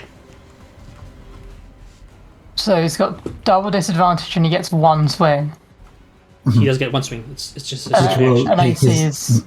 Actually, will no, take his no. reaction He does not get an opportunity attack because he took his ready action to swing at you already. You can move away from him. Oh. He can Yeah, teleport and there then is this stab. you. guy. There is this guy here, but he's less likely to hit you. And Okay, well then let's. The wall is this- still up. Oh, This wall is hey. up again. Yeah, So yeah, he that's can- true. Oh, sorry. Yeah, Hey, so, yeah, awesome. yeah, you can run off. Perfect. You can run off. Do it, Brunhilde. Time dilation on Brunhilde.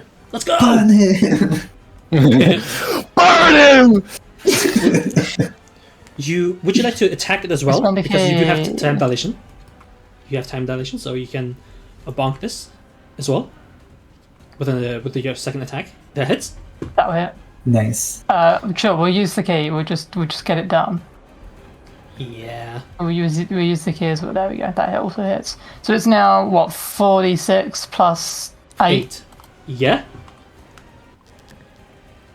Very good. Nice. Absolutely Spell. obliterated this goop as it vanishes. That was yeah. Actually, Can you did. also go here because you still have one more attack can do on the Houndmaster and then go back out if you want to.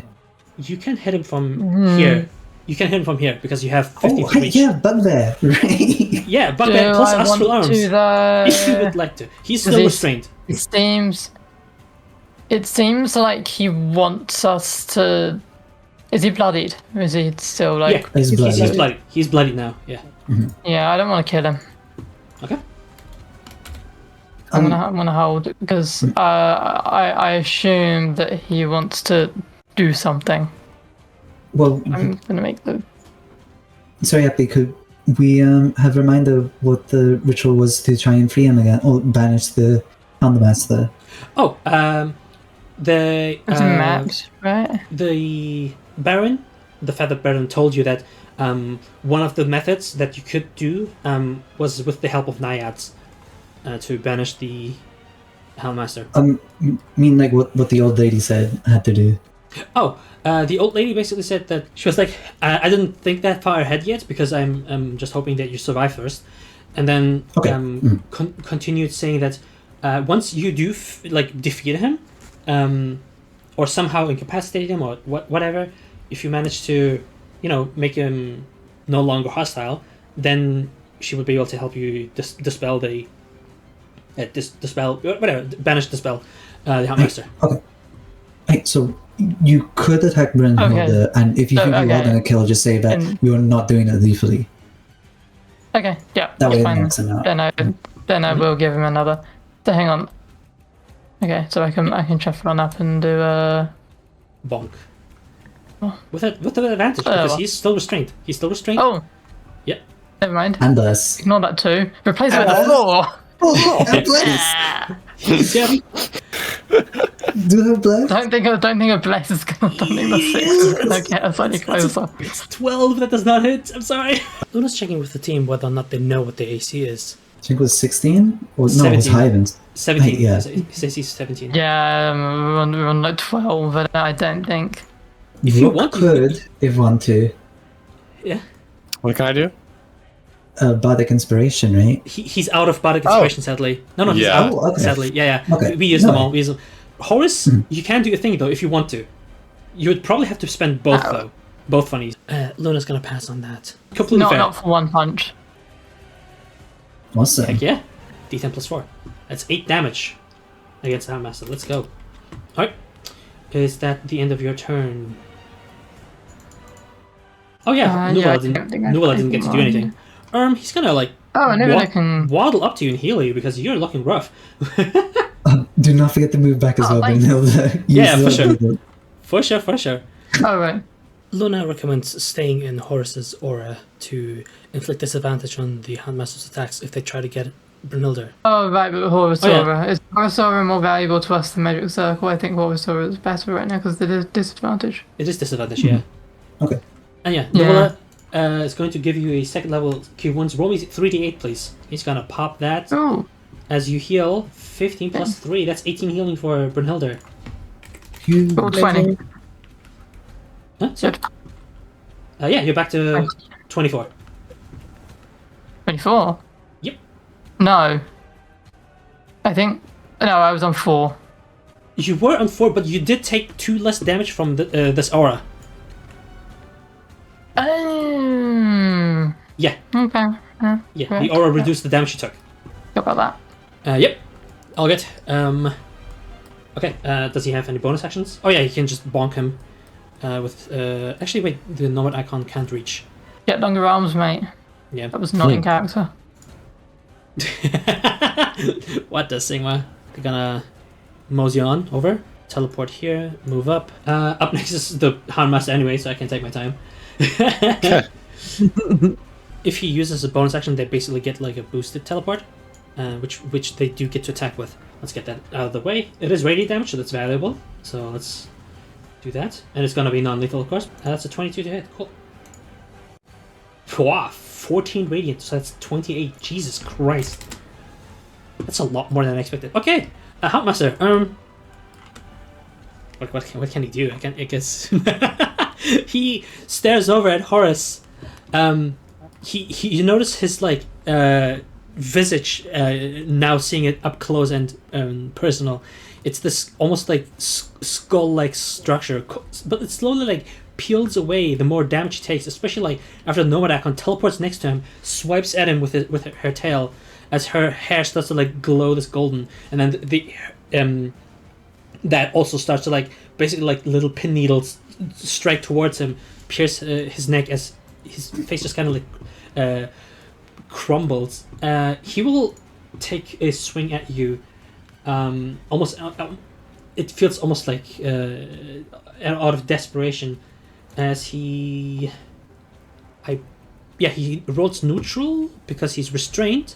So that's a neutral roll, and he rolled a 28 to hit. For 16, minus 2 slashing damage. So that's 14 slashing damage for Horus. Oh yeah, and don't forget, just in case you want to use them here, you can expend your endurance die, which you have 3 of, to reduce damage too, if you would like to. Okay, that is a d8 you can expend if you want, and you will reduce the damage by that much. Nice. Okay, Horus takes 6 damage less. Heck yeah. Heck yeah. And he will go for a second swing, 8 slashing. His next attack is a 17 to hit, which misses, I believe. Yep, just about by 1. As he, almost like exhausted, brings down his blade a second time, but he just kind of like goes down and crumbles on his knees. Oh yeah, give me a strength save, please. From his first attack. After rolling a natural 2, Luna decides to use Horus's foreshadowing feature, which replaces the roll basically with their initiative count, which is 19. Heck yeah! Okay, foreshadowing. Awesome. They got to record a 19 from what they rolled on initiative, and they're gonna use that now to pass the strength save. Easy peasy. Heck yeah! Awesome. Rain, does he get to redo his Constitution save to get out of the restraint? At the end of each of its turns, the target can repeat the saving throw, ending the effect on itself on a success. Yeah. It was a con save, yes? Yeah, con save. Okay, he passes with a 19. How dare you! That'll be it for him, though. Umbral Wolf 11 is freaking dead, so it's now 12. Sorry, Happy. Did the explosion happen again when all the darkness went? Oh yeah, so the way...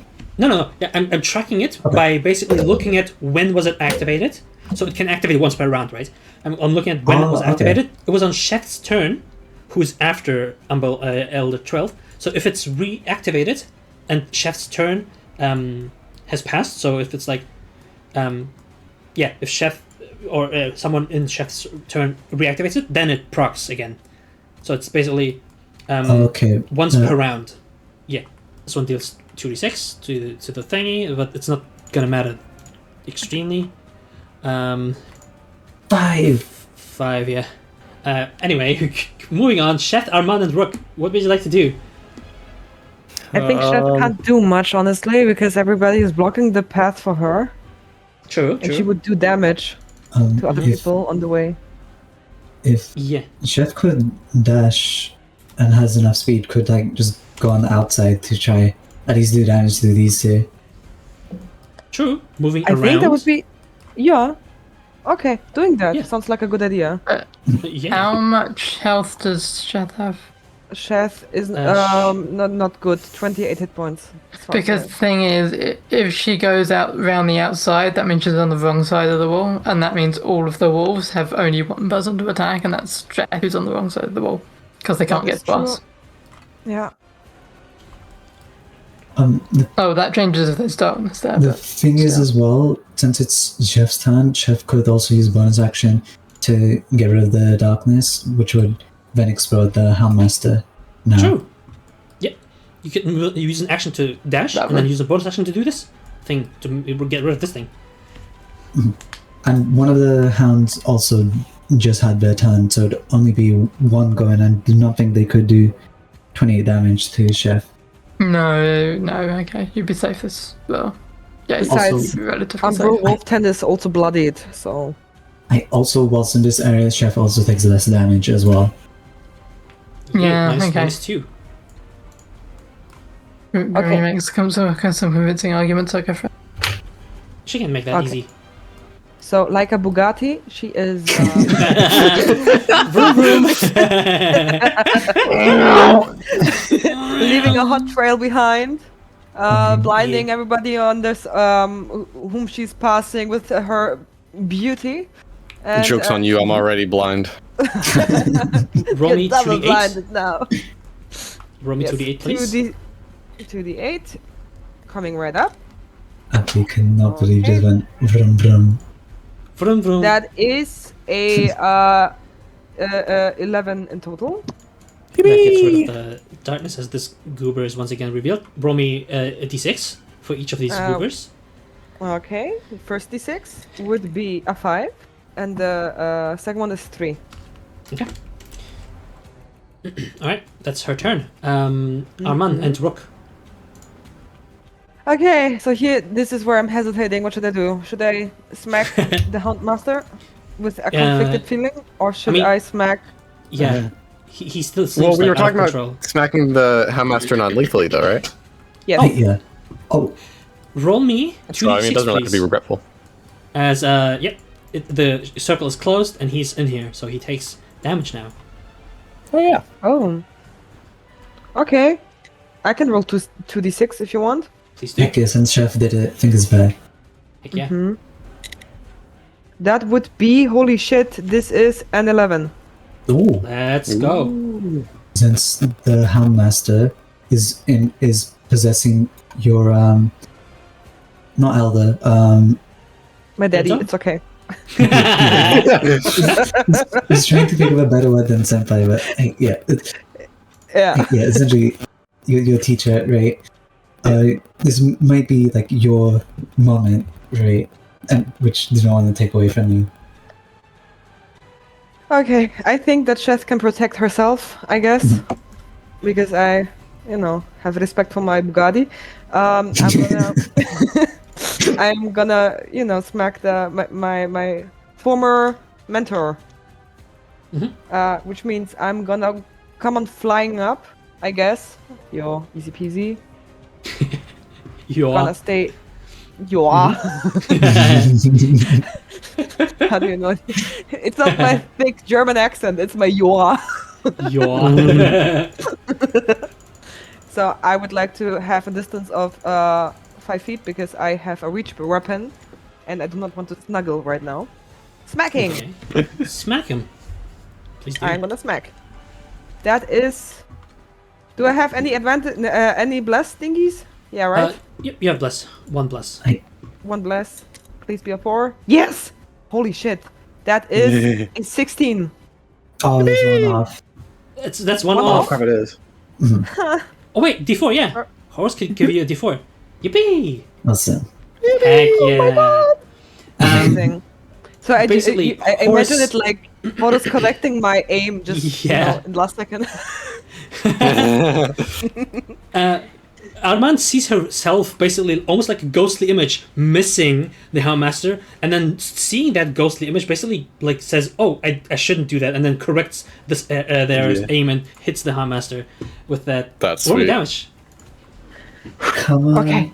Oh man, do this. This would be... I would smite, but I do not have smiting anymore, sadly. Yeah. So Slap a divine, plain old... divine fury, divine favor. Yeah. Yeah. So that is a 6 plus 2 damage. radiant, 2 radiant. and 6 plus 4 would be 10 in total. Yep. Bonus action bonk. Bonk, And bonk, bonk, making a bonk, bonk. Sorry. full-on turn with the back of my good old billhook. I am gonna attack again. That is cocked. I'm sorry, I have to reroll. That is an 18 to hit, Nice. Yeah. and that would be 1d4, 2d4 with radiant on top. 2d4 would be 6 plus 4. 4 radiant. No, 2 radiant, and I rolled a 4. Yeah, it's 8 and then bludgeoning. plus So my 8. modifier, right? So would be, 8 Right, so bludgeoning. 8. which is a 4 again, so 10 in total. Oh. It would be 12 in total, right? Since rolled 2 on Radiant, and then rolled 4 on Bludgeoning, and then the rating gets doubled. So it'll be The rating 12. gets double. Yeah, it's 12 in total. Yeah. Mm-hmm. Excellent. Does it do it?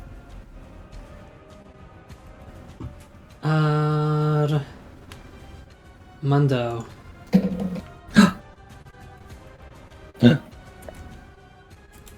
Find it very funny that you, the DM, is the only one saying the full name. That is because I have to know all your full legal names. How would you like to do this? Holy shit! I'm gonna take stage away here since Oh this is my God. personal to Arman. Heck yeah! Have got the stage. Can I cut off the stinky part of him? Like, yeah. can my Yeah. cat peel away the darkness away from him? Yeah, 100%. You know how like his neck is like unnaturally elongated. So if you chop his quote unquote head off, you don't think that this is actually like his head, unless you want to aim somewhere else, which would be fair. No, it's fine. Yeah. I just want to cut away what is obviously vile. Yeah. And as I do so, you see the billhook taking the shape of a bird. Just for a quick second. As you slice through the Houndmaster's bony face, he gets on a knee. The only words that escape him in still the voice of the demon is filthy Acer, as he crumbles into dust and disappears. And as his face evaporates, he vanishes into the wind as you hear the voice of the general inside the armor groaning and screaming out in agony as he's basically digging his finger at the armor plates that shouldn't be there, slowly but surely tugging at them as trying to rip them apart. He howls as the unnatural parts slowly but surely give, and then with the unnatural superhuman strength until at some point it snaps, tears, and the fur of the beast also evaporates in an instant, becoming the very same mist that was surrounding you all. And with a final bellowing, the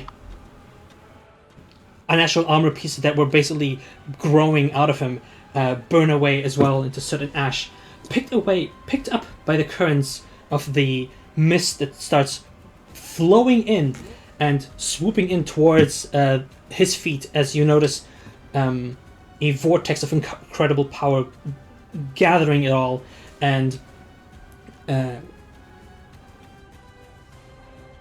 intermingling and being sucked up by the Zweihander he was holding. The entire forest is all of a sudden, in one swift moment, cleared of all its mist, and a unnatural silence comes over everybody. You are once again faced with the familiar face of your general as he falls to his knees and his armor clatters. His face, specifically around his neck, smeared with blood before tumbling forward and dropping to the floor, motionless. That concludes combat.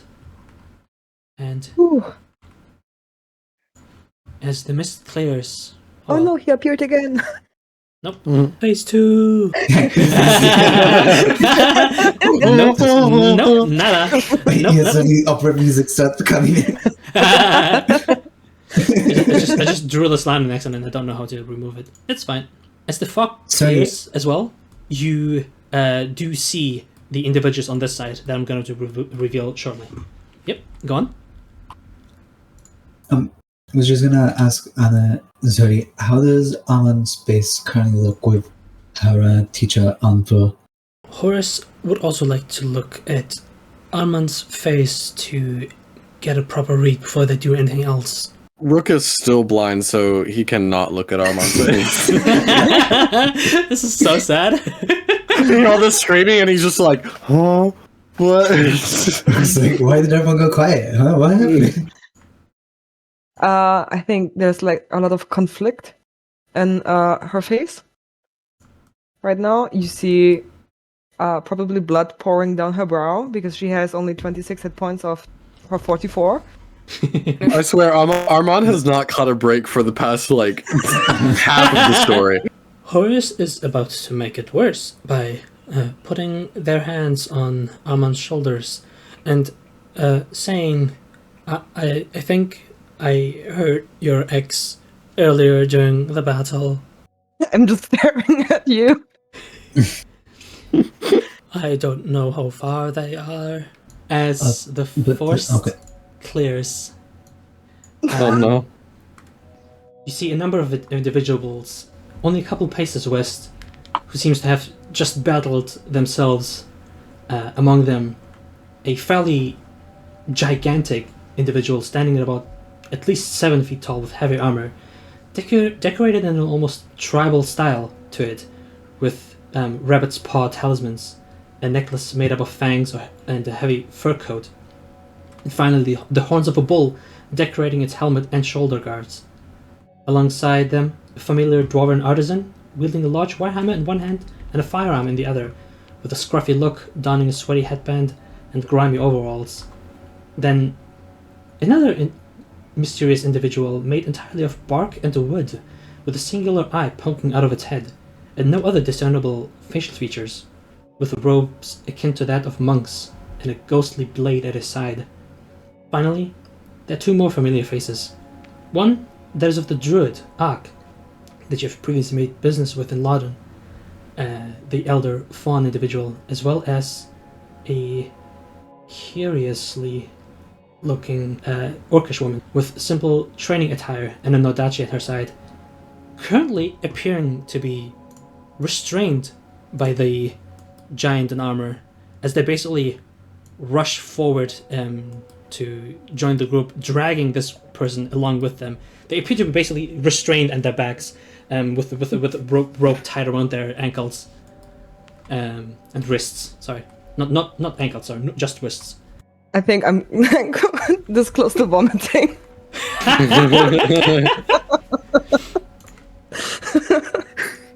Oh no. Horse is going to stand in front of Arman. Mm-hmm.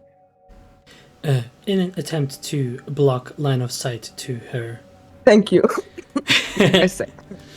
She rushes up, ignoring all of you as they can just like toss this person to the side before coming next to the general's side.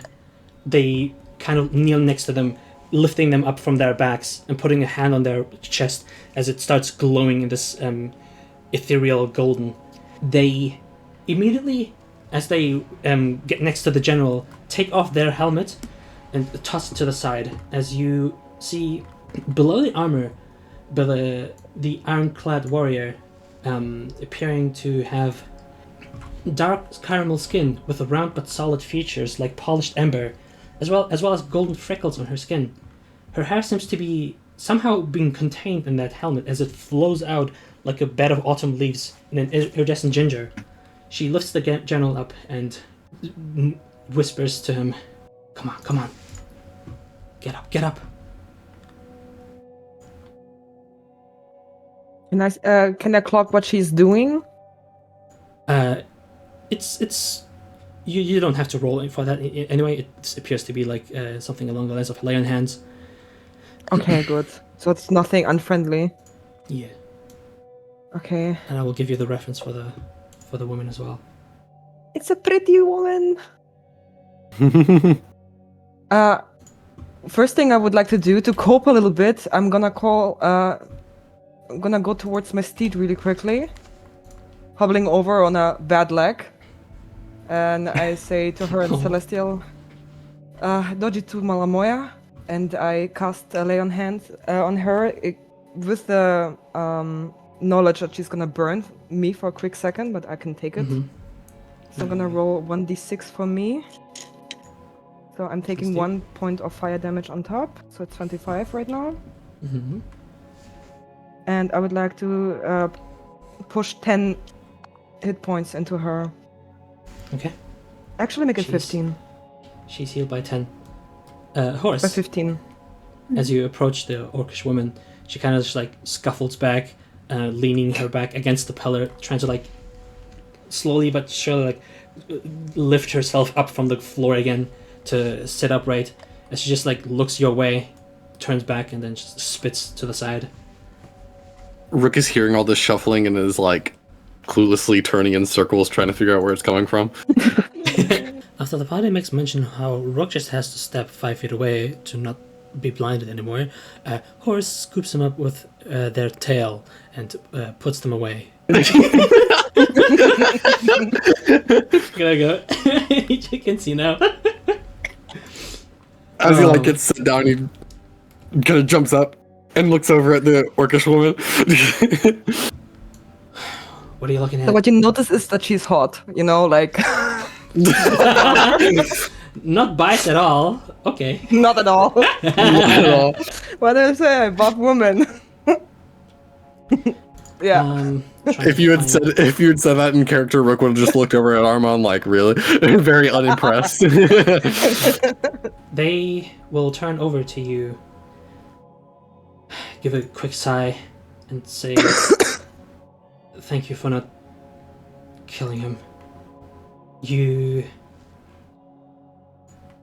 I'm grateful. She puts him back down on the ground as they rest the general's position to be comfortable, gets back on her feet, looks over to you all, and says, well, I am Titania Tomidis. Hello. You just saved my brother.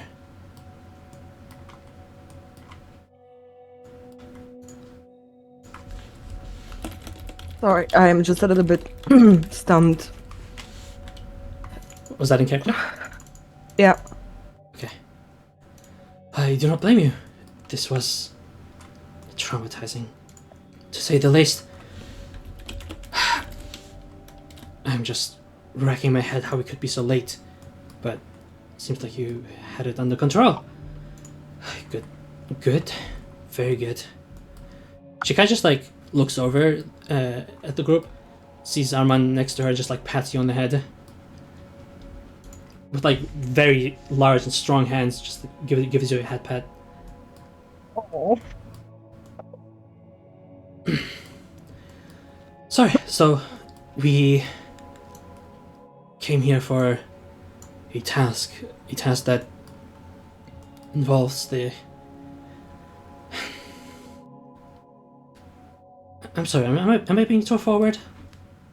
You just did such a great deed for me. I don't know, I feel like I need to reward you all. But we'll I guess we'll get to that. She looks over to the orcish woman, whom Horus noticed recognized their voice. Gives her a little glare for just a second, and turns over to the rest and says, "Apologies. She was not originally with us. She appeared to be trailing someone, but she suddenly not looking at her. Yeah." When we got engaged with the hounds, she suddenly started blaring this horn and just causing so much issues. We had to restrain her because she was not really being cooperative. And then I glanced at her after that. She avoids What's her your face? gaze. Okay. Yeah. This is not a lesbian drama, I swear to you all.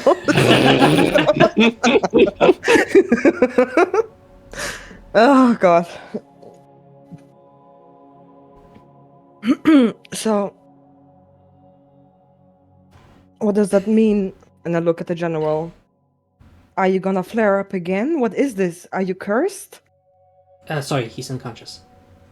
Ah. Yeah. Then I say that to Titania. The curse is still there. The blade is still cursed, and it is still bound to his bloodline. We are not done yet, but we'll do the heavy lifting from here. At least, that's the plan. Wait, hang on to me. Hmm? Surely, wasn't it said that once he was down that they could get in? That's what we said earlier, right? Once he was unconscious, get him towards the stone.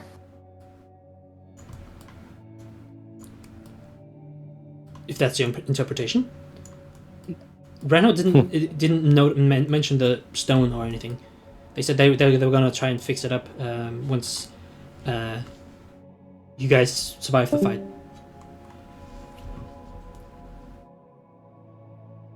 You know where Reno is? Reno is the shaman, the total shaman lady. I thought she said where Renho is. Where? She went off to help Abby because there's something going on with her. Right. Yeah. But we did notice that this inner circle felt especially powerful during the fight, right? Yeah. It seemed to burn away at the hounds. And right now, you also notice how the blade, while it is like resting on the ground, it seems to almost like become engulfed in shadow before it evaporates again, and then become engulfed again and evaporates again. It's almost in like a constant state of just like suffering as it fights against the influence of this cage that it is now finding itself in. Vinhilda then says, wait, quick, get him into the middle. Points at the circle. You mean Lupus? I'm gonna like being handsy. Like handsy, what the fuck? Hands on. Sorry. What the fuck? Sorry, really sorry. I'm taking him, like schlepping him towards the middle. Okay. Because I don't know what to do with myself. Is Chef okay? General, right? Is Chef looking okay? Yeah, general. Horace and Brunhilde both assist in this endeavor. Yeah. He's quite heavy. While all the strong people are carrying him, Brooke's just gonna get like a foot. True. Horace would rather swat Rook away with their tail. I think Chef. I do another. No. Hold on. Wait with Chef.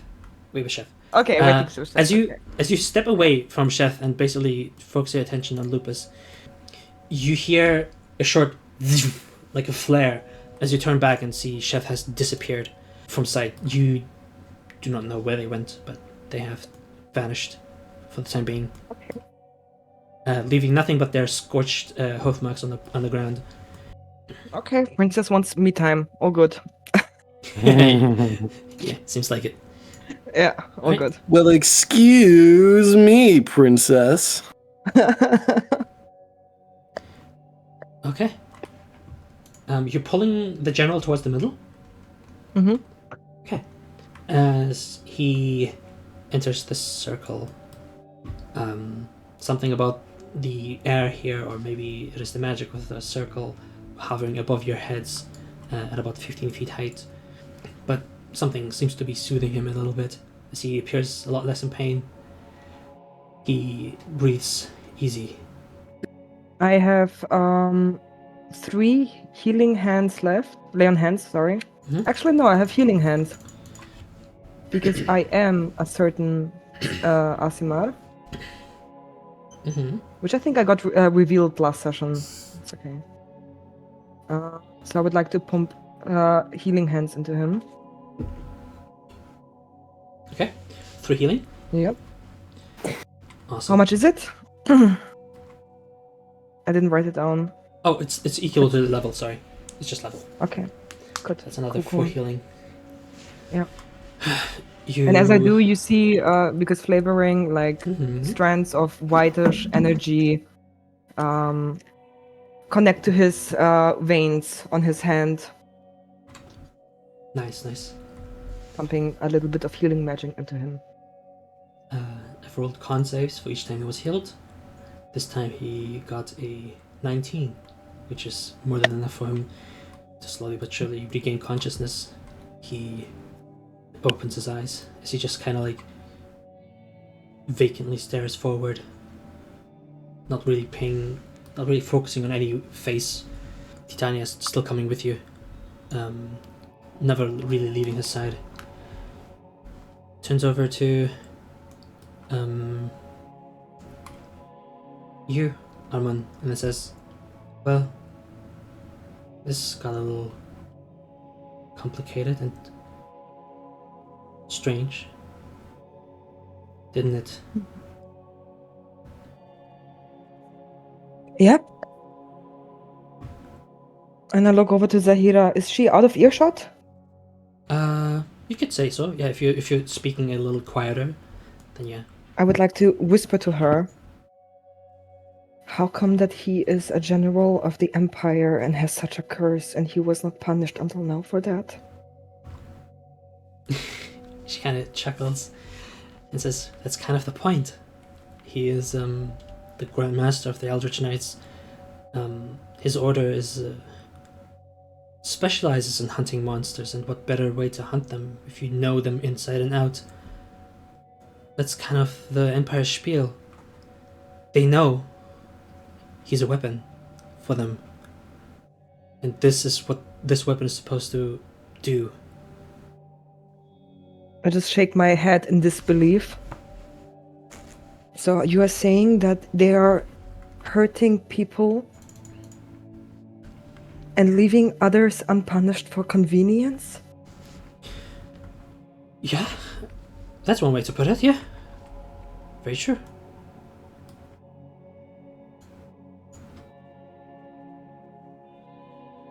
So what is the cycle? When will he flare up again? He coughs up a little and then gives a big sigh and says, "Because I let you go. I've broken a direct order from the Templar. That is the trigger. If I misbehave, if I do not follow orders to the T, things turn ugly real quick." Tiana just kind of says, "Shut up for a second. Just relax. Take a moment." She turns over to Arman and says, "Well, most likely Ramon, Templar of the Order of Flying Steel. He was the one who he most recently came into contact with. We had some... Well, we were supposed to meet for diplomatic reasons in Ilfar, the neighboring village next to Loden, a couple days away.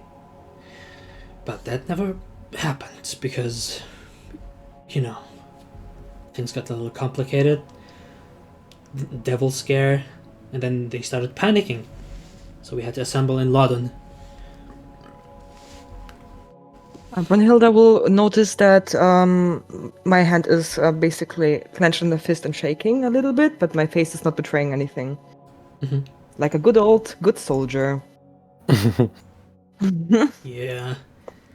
As you, I don't know who would notice this, but some of you would notice the dwarf and the guy made of wood, basically, a little circling around the orcish woman to keep an eye on them, as Ark will simply step on over, get a little closer over here. Not really mingling much, but they're observing from the sidelines currently. Using the situation at hand, Horus decides to use their future vision feature to try and see what might happen next. Okay. What would you like to see? Is it any specific individual that you would like to basically focus in on, or... Oh, Lupus. Okay, roll me wisdom religion, please. The higher you roll, the better... Oh, good grief! Okay. Holy shit! Alright, that's a flex and a half. That is a flex and a half. That is a 26. Do you want to use your D4 too? I think that's the way he's asking. I would say yes. As well. Come on, be a 4, be a 4, be a 4. I'm just curious. Oh my god. Oh my. I think there's goodness. Oh my goodness. Okay. I just saw like a third eye opening. Yeah. Roll me a constitution save just for that. Roll me a constitution save just for that. DC 20. Horse starts freaking floating. That is a 14. Would you like to use an endurance die to roll a d8 and add it to your save? Top 10 questions you don't want your DM to ask you. Yes. That is a 20 total, which does pass. How unfortunate for me. Okay. You focus in on the general whose fate you have just seen once before as he turned into the beast that you have seen just now. You see as your consciousness splits in 3, multiple different angles for how things could go from this moment onwards. You see one vision where he, almost in like a possessed rage, reaches for the Zweihander once again, the cursed blade, stabs it into the earth in front of the tomb as the shadows start to pour into the floor, and the earth beneath starts to rumble and shake, pulling themselves out, being this skeletal figure that slowly but surely rises to their knees and then to their feet, as the shadows that you previously were just like engulfing the area in this mist start to pull into him. The red, which was previously a mixture of black and red, only the glow of red now being prominent as it starts turning into tendon and flesh, and then skin and bone, and it takes on the form of a ginormous warrior wielding this Zweihander as if it was made like a butter knife. You see another vision, one where the blade is basically resting as it is now and surrounded by these figures made entirely out of water as they start to focus their magical powers, almost like a ritual, surrounding it in magic circles, as well as the mist starts to slowly but surely dissipate as from that circle, slowly but surely, water starts to bubble up from the floor itself, rise and basically engulf the entire blade, and once it is entirely submerged with a snap, but the entire water splashes all across again, and the blade is completely clear of any mist or darkness. And then the third, well, I guess, yeah, the third option is fairly straightforward. Nobody can really decide on anything as time seems to slip away, and the blade starts to become more and more agitated, almost flying back into the general's hands as the general runs off into the forest, completely unchanged but almost possessed with a madness. If I remember something else, I'm gonna inform you. You rolled a freaking 30, so This is fate. It is. If you didn't roll a 30, I wouldn't have. Isn't that Luna's second nat 20 today too? Yeah. Yeah. The horse is just kind of built different. It's kind of crazy. Yeah. They were just woke up like this. Whereas I'm still yet to recover from what my 4 nat 1s in a row last session. Sounds about right. Would you like to share? You notice this time when Horace is like focusing on whatever, after basically being returned to the senses, they literally stumble back a couple feet, just from the sheer pressure that their mind has just like been subjected to. Okay, with the brain blast. Oh, okay. The final the final vision would just be to finish off the general, which has other consequences, which leads to basically. Okay, this kind of sucks. I have to literally spoil everything, but it's fine. the final quote-unquote option that remains is finishing off the general, killing him, and finally, as he's struck down, the blade will subjugate his body fully. The shades wrapping themselves around him and transforming him into yet a different kind of beast. One that is now wholly umbral, as its body seems to constantly shift in and out. This time a lot more wolf-like instead of humanoid with a demonic visage. Different and yet familiar, as these giant eyeballs start to grow out of its neck, and it seems to be wearing the face of its prey, the skull of a deer on its head. And that's the final option. 3 fun little options. Super fun. Mm-hmm. One of these sounds a lot better than the rest of them. Yeah, it's almost like you have to thread the needle and, like, I don't know, avoid disaster. What does Horace like to do, since they have just found out? Luna points out that her expectations have been fairly tame, awaiting some kind of butterfly effect kind of options, not those that decided the fate of the whole campaign. Yeah. See, Titania kind of just like, as Lupus turns towards Horace with a little bit of a strange look, Titania gets up and walks over to you and says, "Do you need help? Are you not well? You've just fought pretty fiercely." Horace seems to be looking for Arman and Brunhilde to help. I'm gonna step next to you, emotionally supporting you while being also emotionally completely depleted. Sure, how about we take a minute to talk in peace? Alright. I look over to Zaheera and I'll then get out to of your hair. Titania again. No, is she gonna be a problem to you? Oh, she looks over to Zaheera, looks back to you and says, "Well, so long as she doesn't blow that horn again, but I took care of that." I smirk at that. Alright,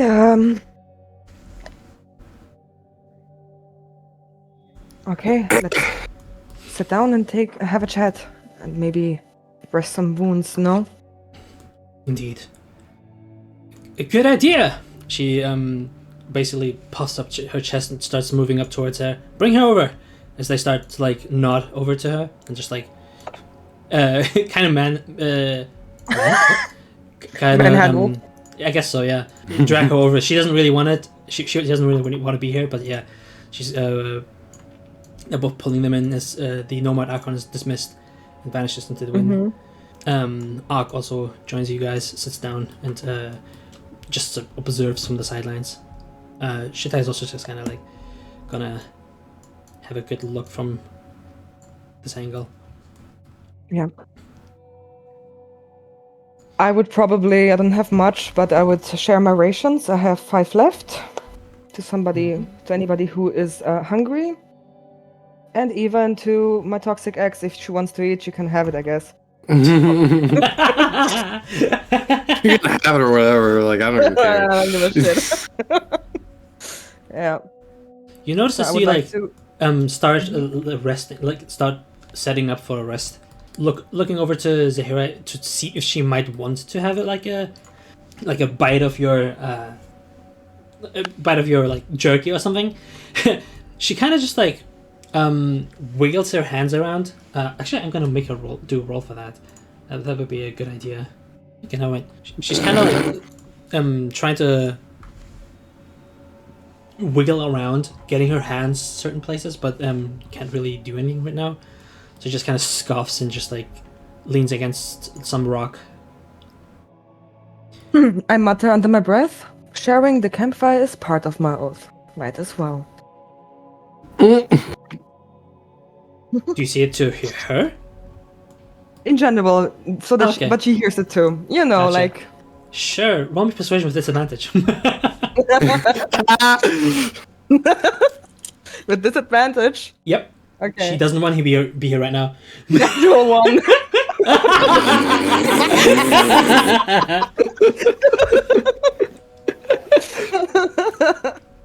Yeah. You just hear her mutter in return, like, keep it to yourself, weirdo. It's so weird. Why is she so weird? Anyway, I would like to ask Titania: Is she eating at least a little bit of rations? By the way, I am she's sharing digging like. in. She's like Good. Gorging herself in her food. She seems pretty hungry. Okay. Perhaps it is due to her like massive stature that she gets hungry easily, or maybe she just like has been on a journey for a while. But yeah, she's pretty hungry. I'm sitting next to her, cleaning my bill hook. And asking her like, where are you from? You and Lupus. It took you long enough to ask. Fun. We can get into that now, can't we? She kind of like shares a glance with Lupus. He kind of just like, sure. Kind of like sits up and gets comfortable for story time, I guess. Titania turns over to you as her eyes start almost to like glimmer in this enthusiasm, and then she says, Okay. just a couple of days that way. We do actually come from Ulfar. Both of us were born there. Both of us didn't spend our entire lives there. But yeah, that's where we were born and where we basically spent the first decade and a half of our lives. Until I went with my mother and we started traveling. Lupus was the one who remained in the Empire. Where are you from? Ulfar. How far? Ulfar. Oh yeah, let me Ulfar. put that in the chat. It's a small little village next to here. It's where our father used to live with I guess your mother or mothers. It's a little complicated. He had a divorce and then remarried. Lupus and I are just half brothers, but our bond is stronger than fully blooded ones could have had. That's interesting. Mm-hmm. You know, when we were going on this diplomatic mission to meet up with Imperial soldiers, yada yada, I was so looking forward to just revisit home with Lupus, but that didn't happen, so that sucks. But you know, I got to meet you. Yes, indeed. I'm looking at her a little bit suspiciously. Can I make an insight check? Not malice. No, I just want to check something. Insight check. Is she truthful? Go ahead. What is that something you want to check? If she's truthful. Okay. That would be a total of 11. She... It's actually so funny for me to say right now, but she seems like an open book. Good, I love that. Yeah, she doesn't really seem to beat around the bush or anything. She says pretty swiftly what's on her mind and what's at the top of her heart right now. You know what I find very funny, Titania, is that you and I share the same last name. I was wondering when you were going to bring that up. She looks over to Lupus. She has a grin with him, and he just kind of like grins back and turns over. I know about you from him. He told me about you. Funny story, isn't it? You did? And I look at Lupus. I'm confused. He kind of like avoids your gaze for a second, but he just seems a little shy right now. As Titania continues and says, yeah, so interesting story, isn't it? There's more to it though than meets the eye. Would you like to hear it? I would love to hear it. All right. Gets really I put comfortable up my now. knees. I put away my bill hook. I have some, pocket jerky. I'm nibbling on that. Looking like a, like an intrigued girl, one might say. Heck yeah. What are Good. Horus and Brunhilde doing right now? And Rook. What are you all guys doing right There we now? go. Horus has a mild mental breakdown. The Horus. I feel like Rook is pretty clueless at the moment, so I don't have much. Yeah, Brunhilde's not got enough. She's just trying to pull together context based on what's going on. Right. Eileen is You guys definitely have more of an idea cuddling. on this than. Eileen is cuddling with the animals, being fucking confused about everything. Me shining through. You're not the only one confused, that's okay, yeah. I'm also confused if that helps. She looks over the party and then returns back her dazzling gaze to Arman and says, "My mother, Storane is her name. She came from a distant land, pretty wild, isn't it? It's I don't know, the stories she has told me. It is open fields, lush meadows. It is a land of freedom, and it is. I've visited as well, but I don't know it. I don't know. It's like words cannot capture what I'm trying to explain. But she was a bit different. She was like you and I. She was an individual of an odd and a strange complexion, and she had me and another child. I stopped chewing. I have a younger sister. Her name is Madies, also Tamiras. You are not surprised by that fact whatsoever, I'm sure. And while my business is my own, I know that my sister had 2 children. We sometimes catch up again.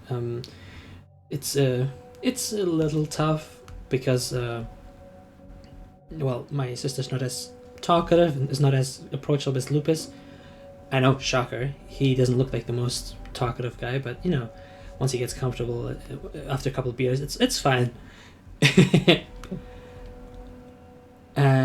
But I do know that her children were called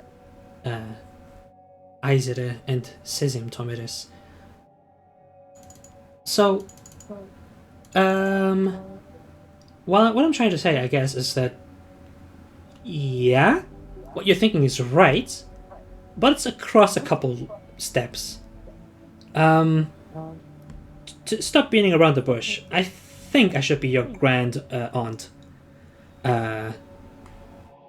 Hi, nice to meet you. You see tears welling up. I'm completely in shock. My hands are shaking. And then I just hug her. She 100% hugs you back. She her arms basically like wrap themselves around you like a big bear, holding you close.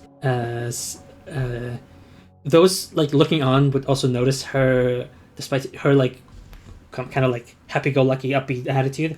She's also like a little quivering, especially in the facial features, as she's holding Arman. I didn't know I have family. A whole bunch you do. It's just, I guess it's complicated. The Empire is not really the biggest fan of familial bonds because they believe it to be something holding them back. It is something potential. It's whatever, I don't care. But the fact of the matter is that I suppose as part of an ancient pact that our tribe did with the Imperians is that every now and again a child is left behind at their temple. And Me. And in return, the tribe gets capable soldiers as husbands, because we only birth women, so it's kind of complicated for us to repopulate. So it's an arrangement. I don't know if I like it, but it is what it is right now. And that's Holy why shit! that's why we Kristen use Celestial. You said it. Yeah. I'm sorry. This must suck. I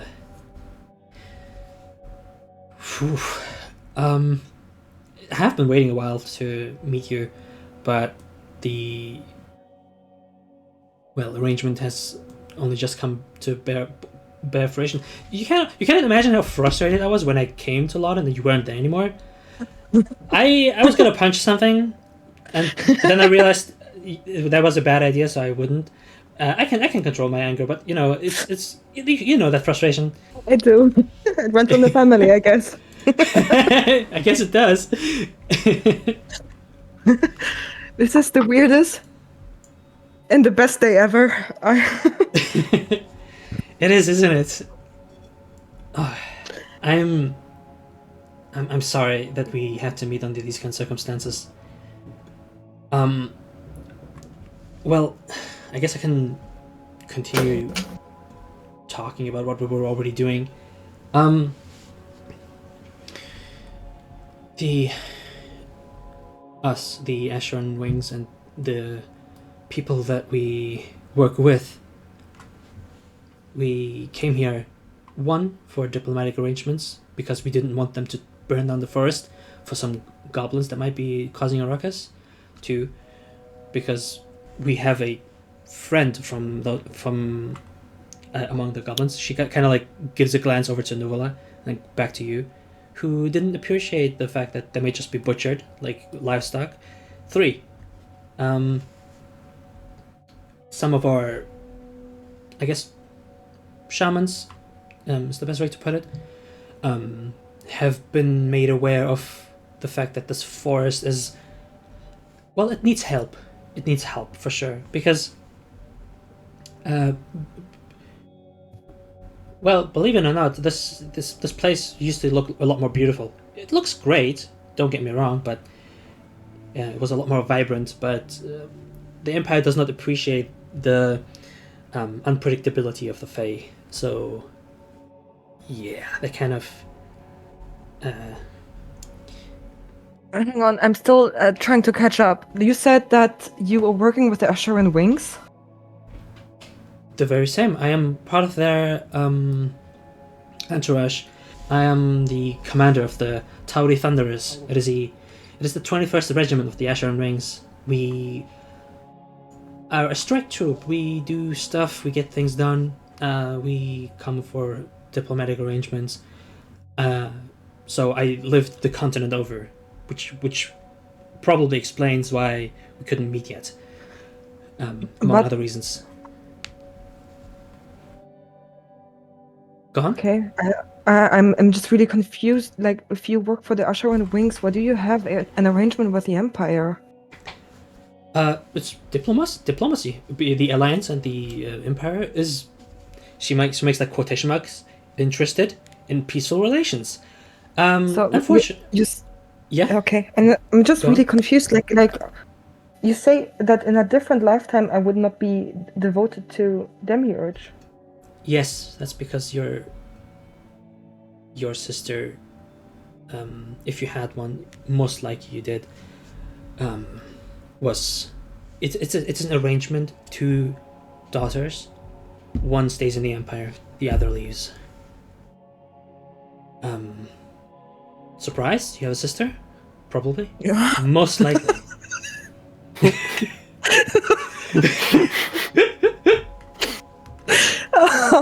Okay. You see, like, she has like her eyes are completely glossy. It's like slightly panicked, slightly overwhelmed, slightly like extreme happiness, everything at once. It's Oh, she just like holds you again. But yeah, so that's part of the arrangement. It's part of the pact, part of the deal. Us Amazonians get to keep one of our daughters. The other stays with the Empire as part of the arrangements, and we in return get capable soldiers, get capable warriors as husbands to marry, perhaps repopulate, so on and so forth. You know, it's kind of what our father did, I suppose, by marrying my mother, your great grandmother. There we go. I think I need to learn the names. Sorry? I think I need to learn the names. Yeah, I guess so. That's a bunch of names, isn't it? I don't know what to say. Hang on, does that mean that you also have these weird powers that I do? Well, sure do. She kind of just like flexes her muscles and then says, "Strong as a bull, and fast as one too, and unstoppable." It's kind of how I got the reputation as a bull, because I'm like charging in. I'm usually the fastest among the troop, and then how things go. It's a cool visual, in my opinion. I like the bird. Oh, you do? Yes, and I show her my mask that I appear out of thin, like out of, fibers. Yeah. For compelled Nice. you. I assume that Zaheera's flinching at that. For sure. She flinches back for a second, and then. And I just make it disappear. Like I do not want this to demonstrate. Yeah. Nice. We usually tend to gravitate towards animals. I think it's I think so. yeah. Right. That was a whole lot. And yes, and Lupus is your half brother. So you're my half uncle. What are you? Lupus kind of like furrows his eyebrows as if he's like thinking as well, and then like thinks, I guess so. I'm my only relation to you is through our father, who married Storani, our mother, and then had children, and so I'm, I suppose, granduncle of sorts. Yeah, something like that. Probably, if that means anything to you. I mean, I think I have to think about it. I always thought about you like. He just like kind of like raises his hand and says, "That's totally fair." Looks over to Titania, and then Titania kind of just like grins his way and says, "Did he spoil you? Did he like pamper you?" Actually, he did. Yes. No way! That's freaking awesome. She like goes over to Lupus, slaps him on the shoulder. He just grunts, "Oh!" Amazing. Yeah, that's awesome. That's fun. You do know he has a reputation for being super duper scary, right? I know. Of course. Yeah. That just makes it so much cooler because he's good with you. That's awesome. I mean, I remember how you once saw me in the mess hall, and I was not supposed to be there because I was actually doing something that I was not supposed to do, and that you were like just looking at me, just making a pirouette and return to your chambers. So Lupus kind of like furrows his brows and says, "There were a lot of moments where I could have gotten into trouble because of you, but well, I don't because I'm a general. So long as nobody of the cardinals notices, it's fine.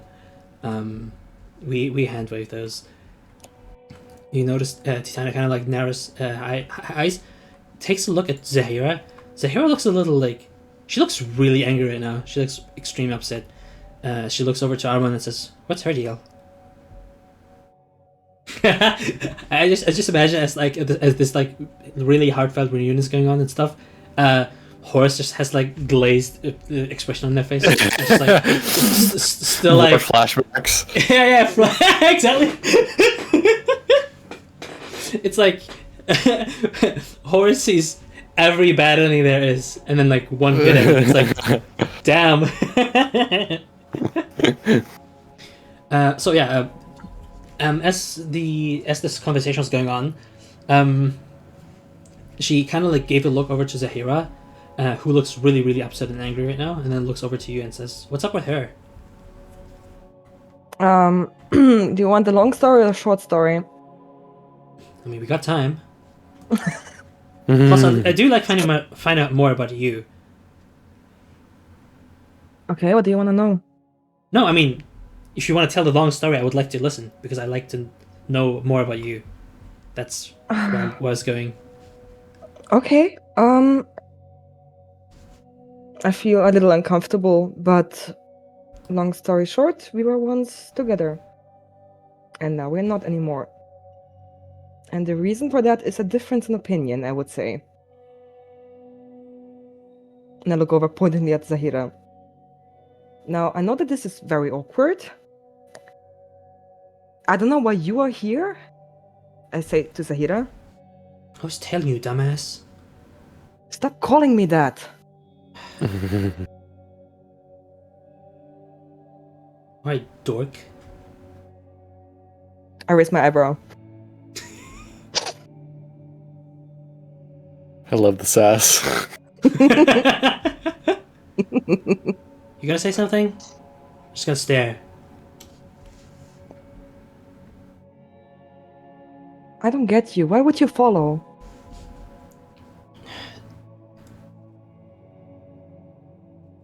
She kind of like kicks the dirt and say, "I don't know either." Do you want to talk privately? Is that it? Are you feeling uncomfortable here? Private? I was trying to find you. Whatever happens after, I haven't planned for. Okay? And I don't just mean you. I mean the entire group. You. Okay? All right. Jeez.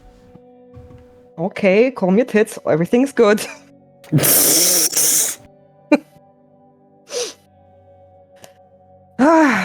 Well, you found us. Not really. I kind of got my ass handed to myself from whatever that was. She kind of like looks over to Lupus with like a strange look, and then turns over to the rest of the party, and then like back to you. So can you unbind me or something? This is kind of annoying. Play nice. I'm not gonna run off. If that's what you mean.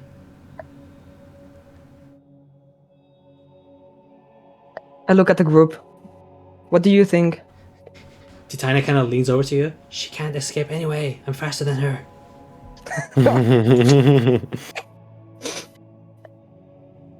She Rook? gives you like a wink. What's the question again? Sorry. Do you think we should unbind, yeah, untie Zaheera? She's currently tied up.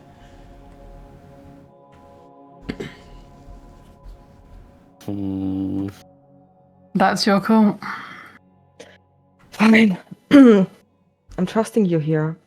I don't know if I will regret it. And I get up behind her and untie the... What is it? Rope, I guess, no? Yeah, like a It's a rope. flick.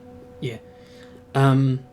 You notice her kind of like rub her wrists for a second, like get off the rope, and the first thing she does is like put her hands in a pocket.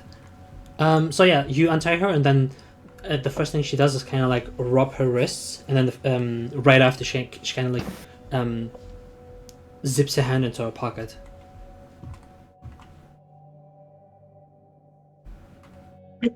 I sit between her and Lupus so that she's not starting any funny shit. Okay. She removes this like you know how every Imperial soldier gets their own solar clock. It's kind of like a sundial that tells the time. She pulls it out, squeezes it in her hands, and it becomes kind of like a ball. And then you see her body kind of like glow in this golden for just a second, as she instantly in just a second dons her armor. I roll my eyes.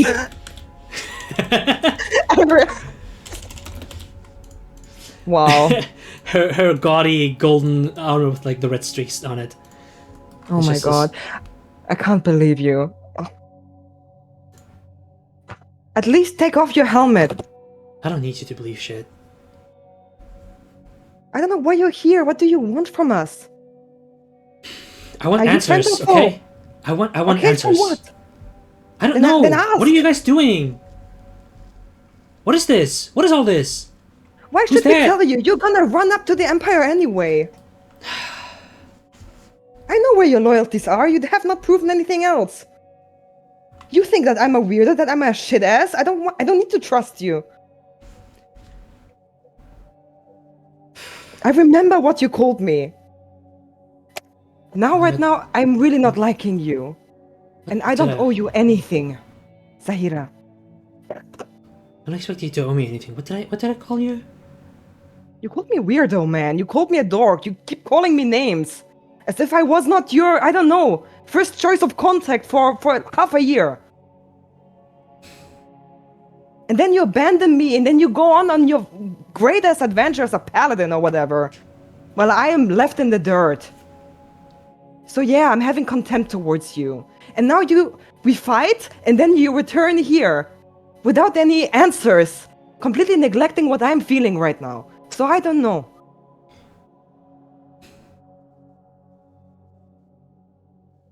And look, I am sick and tired of this dueling bullshit, of this proving, who has the bigger weapon. I'm really sick. I just want to sleep and sit down. Roll me persuasion with advantage. Okay.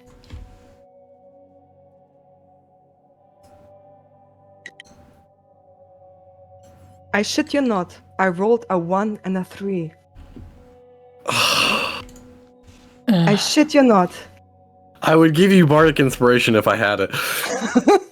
So in total, that would be a 9.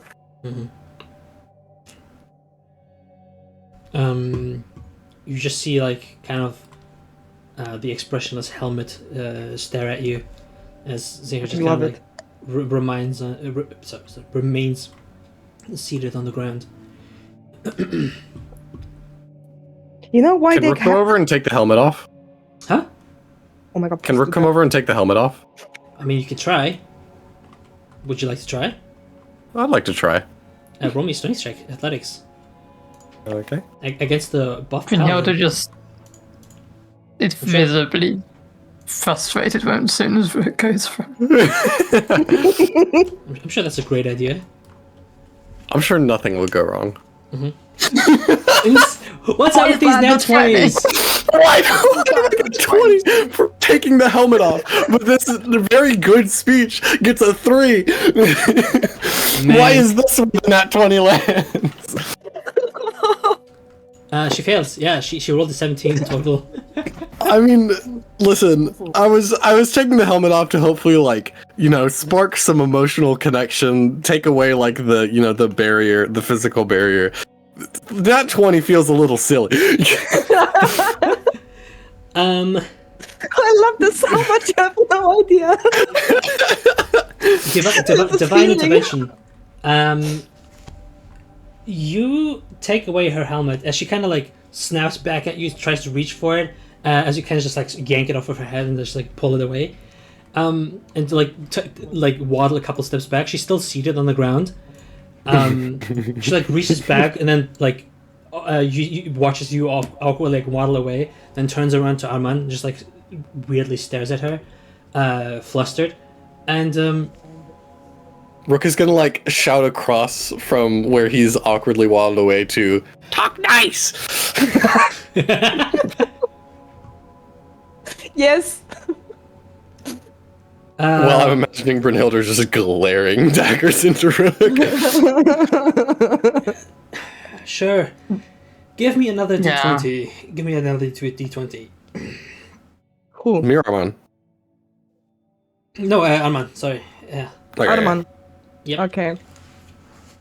You can roll insight too if you want. Just in case you 18! care. Holy shit! 18! Hey!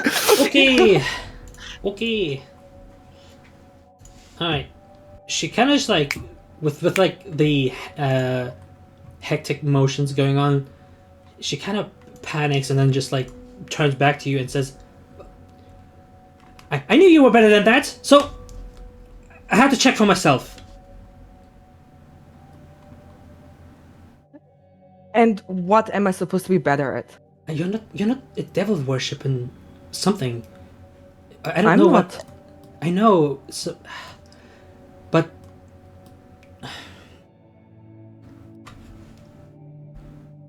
if I have to write up reports and say, "Oh, we're trading the devil worshipping cultists," whatever the heck, I each and every single time it feels like I'm punching myself in the face. I feel like a dumbass. So I just this sucks. It does. It really does. Welcome to the Empire.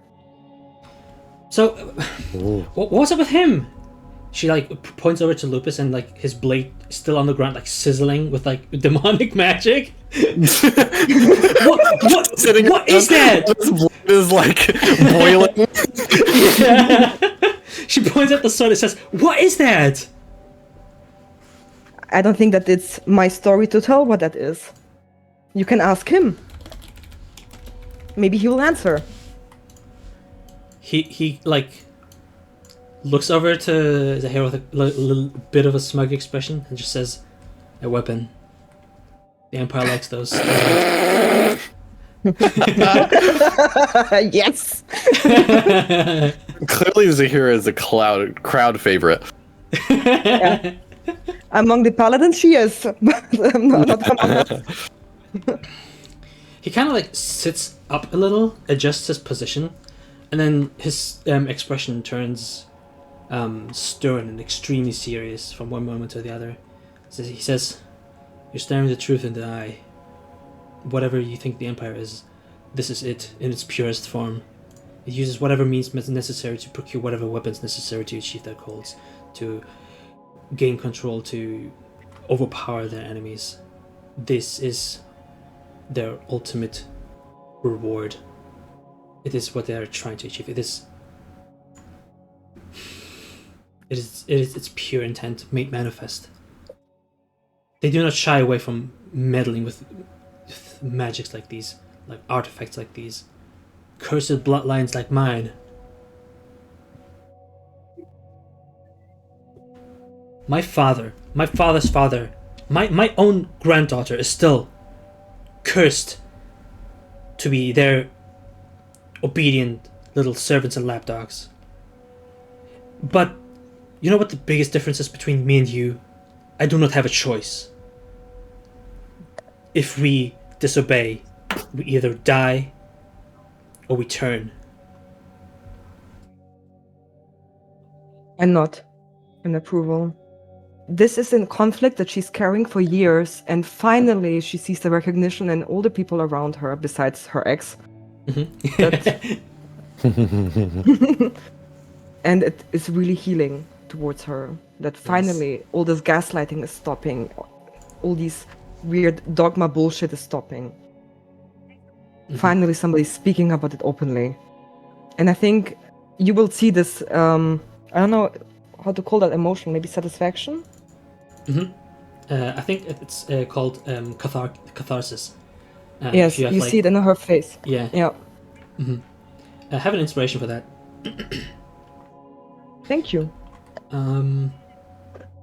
Zaheera just kind of like her eyes kind of almost like glazed over as her head like slowly turns towards the blade on the ground, as it like in just a very very hushed voice, but it's still like it's like constantly kind of just like screaming out, but like just minding its own business in the corner as it like burns away constantly. And in utter disbelief, she kind of just like resigns herself to watching it burn and be reconstituted, burn, reconstituted, burn, reconstituted. Just staring at it. You know, I have been there at a point, you know, where I was really ignorant, thinking that maybe everything is fine. You know, maybe slaughtered villagers had it coming, maybe there's a justification, and then I saw a Scythian raid.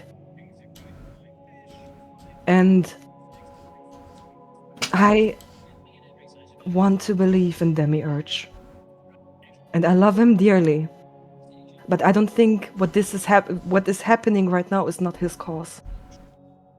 And I think somebody is misusing his name. And I think you are a pawn, as everybody else is. You are just a tool, replaceable. Your virtue is constituted. And I'm very sorry to say that to you, because I know what it means to you, how hard you worked to get where you are right now. And I have to say, in that ideal world, that armor looks very good on you. Fits to your virtue. But I think it's tainted. I know that we have base differences. But I think somewhere deep in your heart, hidden behind all those things that we learned as children to be useful to the Empire, to strengthen its borders and ideals. I think between all those things, that you know what is right and wrong. At least, I thought so. It's up to you. Roll me persuasion with advantage. Okay.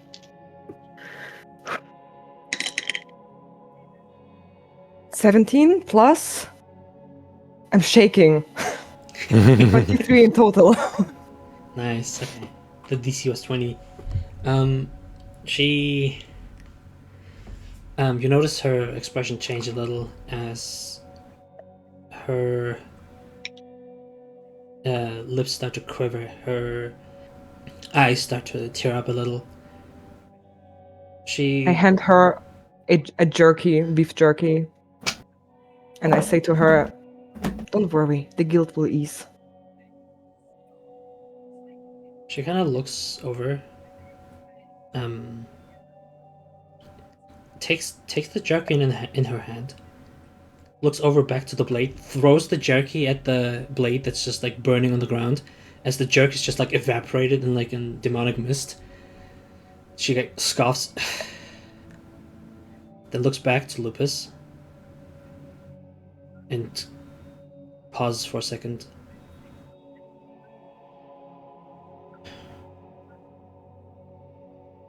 Just like my father. This is... What does this mean? This has to mean something. Sorry, what is with your dad? She rubs her forehead.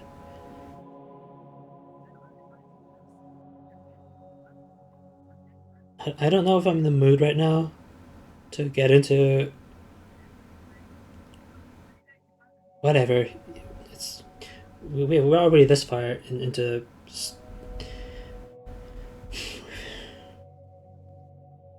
Do you know why I joined the Imperial Guard? Why I wanted to be a Templar? Why I care so much? Why strength is so pivotal, so important? You told me many stories, but I think now comes the punchline. Why?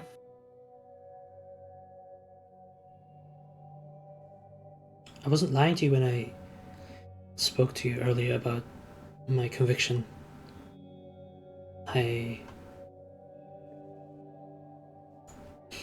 My life has been ruined by those forces out there, wielding powers just like this. She like points at the sword. To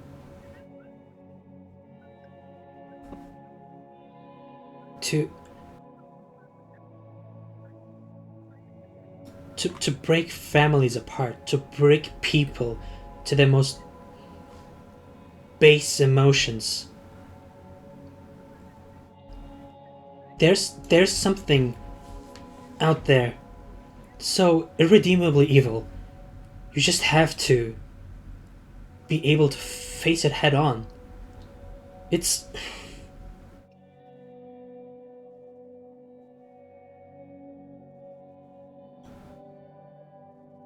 Isn't it? It was black and white for a while. It just was. We went out, hunted some gnoll packs, went up there, fought some whatever undeads. It was so straightforward and simple. Yep, I And agree. it got more complicated, but I thought, yeah, there would have to be a purpose. There had to be a reason. Mm-hmm. Who am I to judge?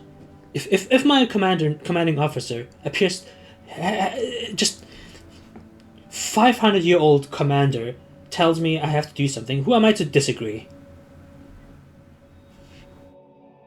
I get you. I do. I think the question here is, where do you take your conviction from? It's your choice, really. I want to save my father. It's really that simple, honestly. But he is a monster. Not unlike what was going on here. I'm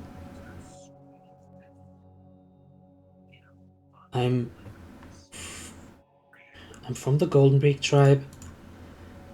We're a tribe of orcs, and we had issues because the forest nearby, the Fioldi woods, were just so fucking ass. Monsters constantly pouring out, at minimum every week. So many fights, until one day my father just kind of snapped. He was no longer himself.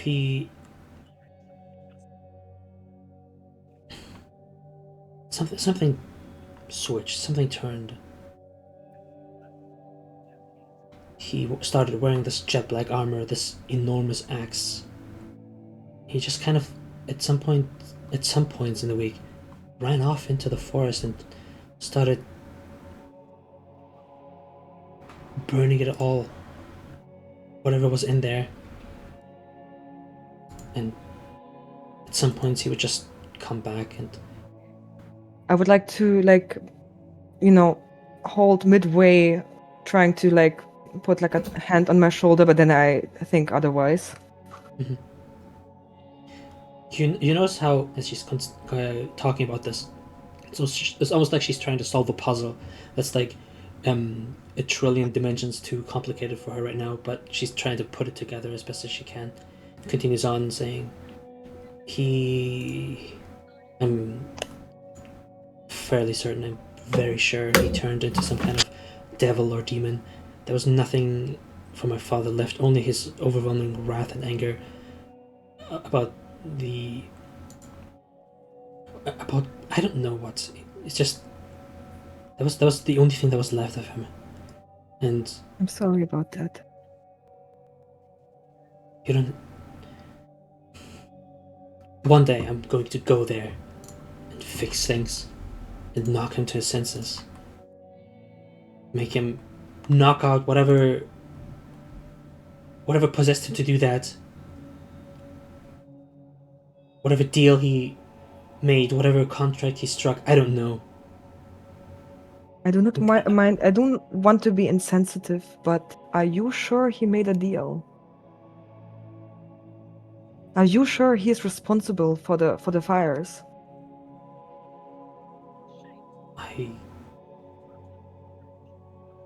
Are you sure his motives were that he snapped? I don't know. Our tribe was too scared to really speak to him.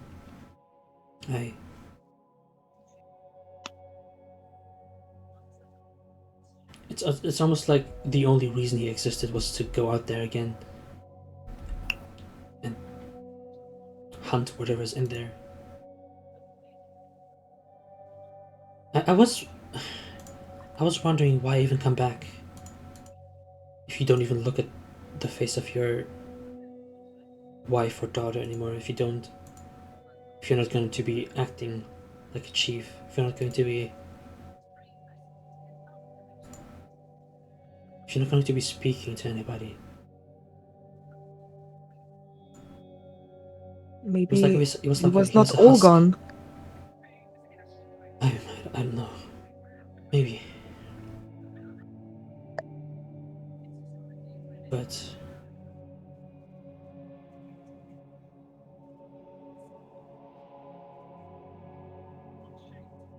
what if one day he's changed his mind and puts his axe no longer towards monsters? I don't know. I don't want our tribe to be reduced to nothing. I hope you are aware that you are able to protect the tribe. Am I? Yes. How is up to you to find out. Isn't that convenient? Yes, it is. Shut up. You shut up.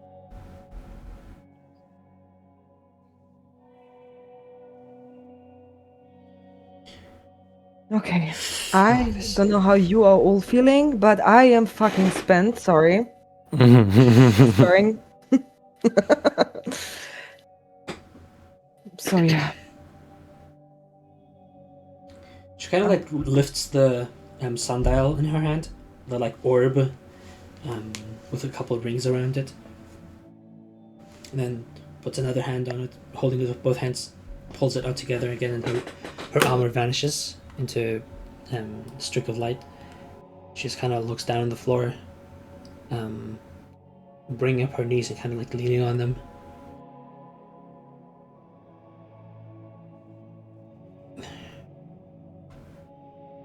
What am I supposed to do?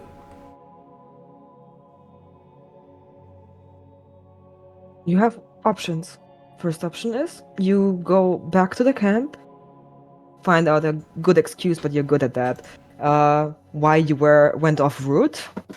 Charm them with your charm, and forget about this. That's one option. Uh-huh. The other option is you desert. And you go to your tribe, and you try to find out what happened there. But then you will have Empire people on your back.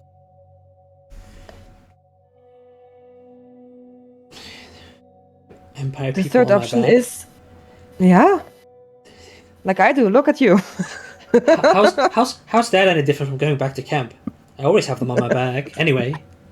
It's like they're breathing down my neck. It's like... I mean, yes. It's all authoritative. That's what we signed up for. Full-on devotion and control. How's Luke doing, by the way? What? Is he still in the... You know, Luke? Oh, we haven't spoken for a while. Hold on. Where did he go? We don't have to. I I'm just wondering if he's still in the Empire or not, like if he's still in the service. He was very devoted. He did mention before that he had plans to go to the Alliance, act as a diplomat, mediator, I'm not sure. That was something he was planning to do. I'm not sure if he actually went through with it. We just kind of lost contact at some point, and I don't know if he reads my letters or even gets them at this point.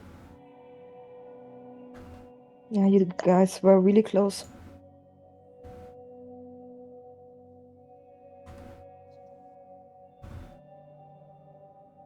I don't know. I don't know how to relate to this all.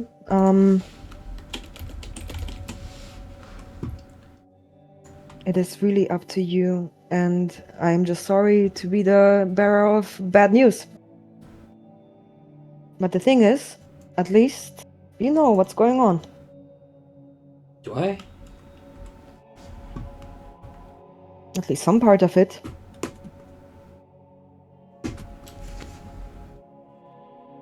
I feel like I'm just left with more questions.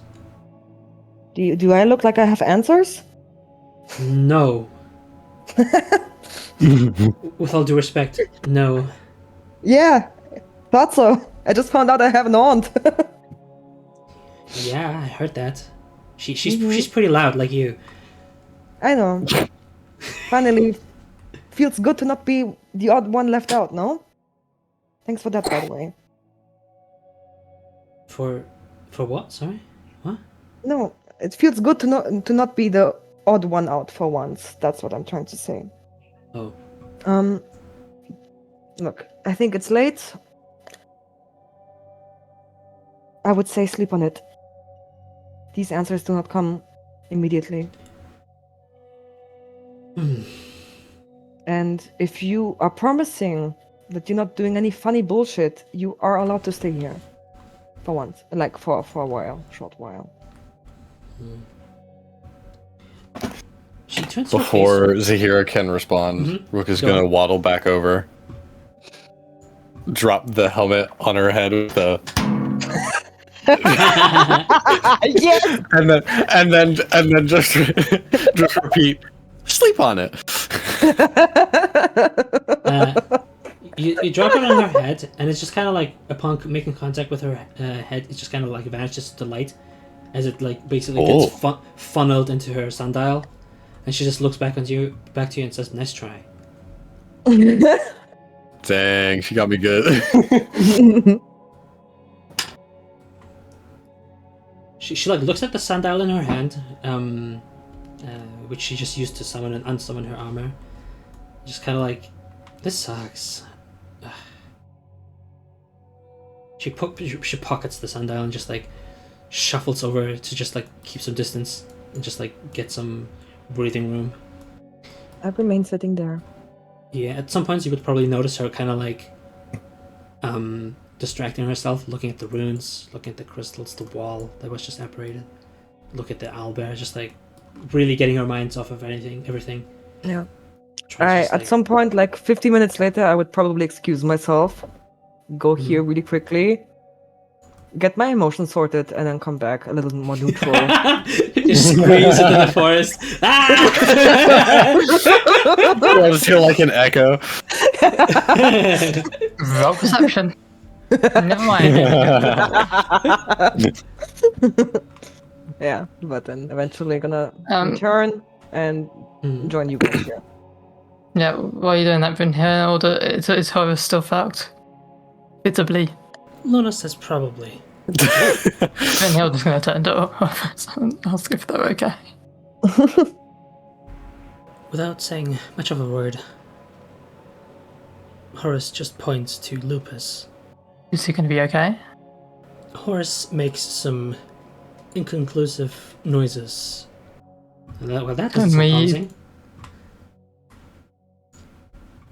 Can we, like, do anything about the blade? I'm guessing you just kind of like asked that into a group, as you notice the... Yeah, but also towards Horus. Yeah, for sure. Just upon the like mention of the belly, you notice the dwarf is kind of like approaching a little bit.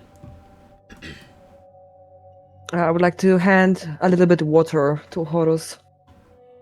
Yeah, so what you saw is that there was a ritual being performed by a handful of spirits made entirely of water, surrounding the blade and basically casting this magic circle around it, dispelling whatever evil taint it had with their magics and their banishing the misty powers within.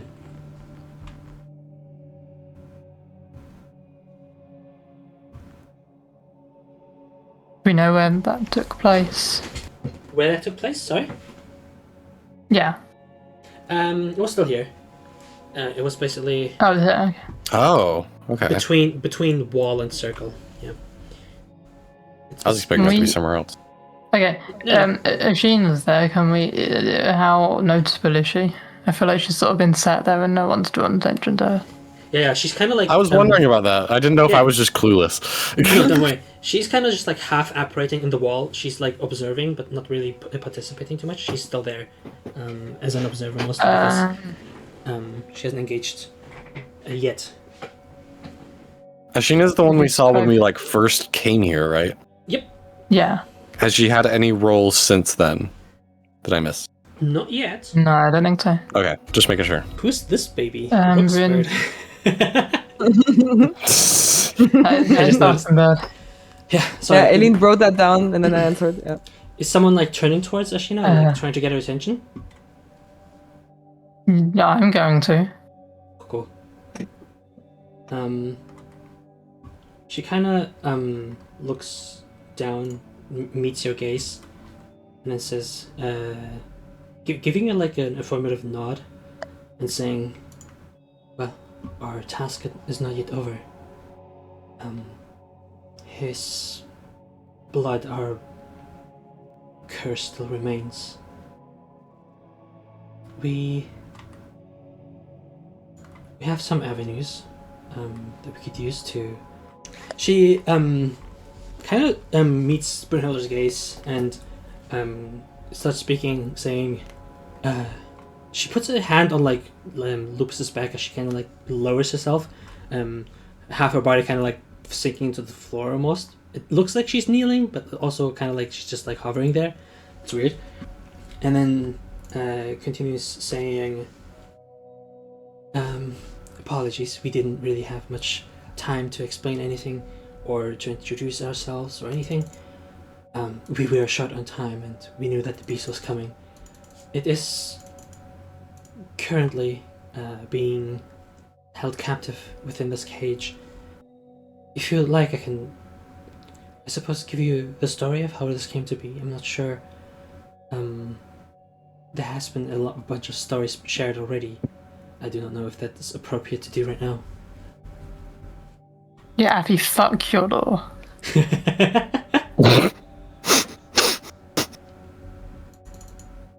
I think we can have one more story. Oh, thanks. Our bloodline, this bloodline didn't always used to be like this. My mother gave this gift to help mortals connect to their ancestors.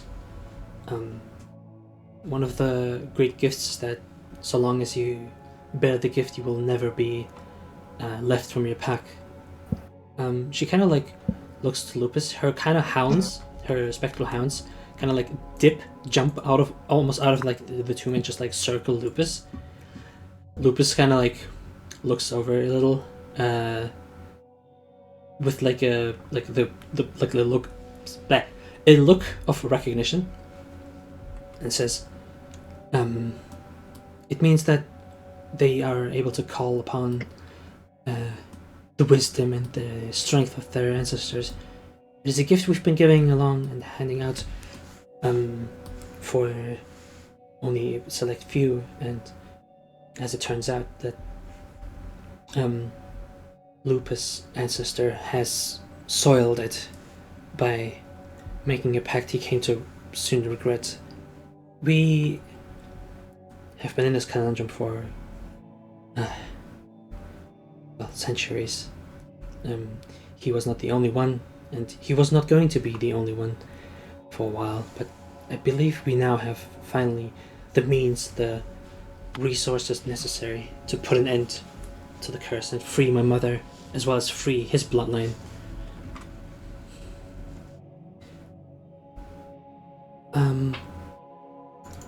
I myself was the first Wolf Clan shamaness. That just means that I was able to lead our tribes through difficult times and ensure that whatever monsters or difficulties we faced were met with equal measure. As you can tell, I'm not really corporeal anymore. Due to, she kind of like points her finger at the floor beneath her feet. Due to the greatest act of betrayal in our bloodline, Wulfric, first beast of Jevadan, wanted his share, I suppose is one way to put it. But he was not really content. He made it his task to slay my mother and enslave her for his own means. It did not quite work as he was hoping. She was ensnared and captured, but she... I suppose it's kind of the price she paid to ensure my survival. You put me to the blade first, and that's how I came to be in this corporeal form, which I do serve a purpose, even though my form may be different now from that of other nymphs. I still have a task of great importance as a lampad. If you want, Aileen or anyone else can roll me religion check or nature. Mention yourself that. I'm proficient in religion. I'm gonna roll a religion. Go ahead. Mine is also really bad. I have a total of 8, sorry. Brynhild's gonna nail it, watch. Oh! Nailed it. I hate these dice. I'll try, but I don't think I have very good. This is my 5th now one. This is In interesting. like Rook, 80-20s. roll yours with advantage because of your very unique relationship to what is going on. Hey! Good start. All right, nice. I'll take the 18. Okay. 18 is nice. Rook isn't really aware of. He knows that there's different types of nymphs, which are basically like face spirits of different elements and different basically natural environments. But the ones that he doesn't know a lot about are lampads, which are practically nymphs of passing, of death, and of souls. So they're they have different I guess manifestations. Some of them basically shepherd the souls to the afterlife. Some of them are basically birthed from the death of a different type of nymph, and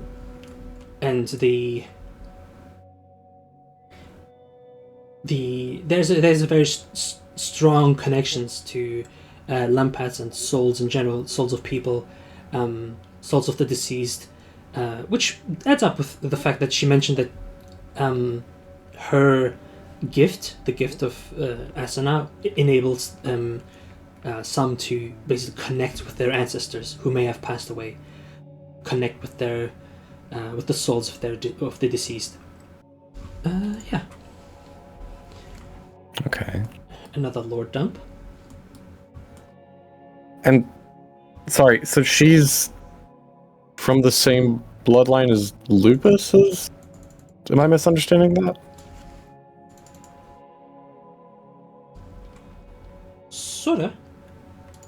Okay. She's the first who has been granted the gift of the gift of Asana, the gift of the Wolf clan. It has been passed on to Lupus, so it wouldn't be too far-fetched to assume they might be related. Okay. Unless I just knew she was talking about bloodline, and then clearly she was Yep. related to Lupus, and I was like, wait, what? Yeah, it's a little strange. But it is fair to assume that maybe they're related, or maybe the gift Right. is perhaps distributed other ways. Who knows? But yeah. She continues to say that we do know that whatever is in there, she points at the blade, is not Wulfric, however. He did not exactly succeed in his plans to overthrow the continent under his rule.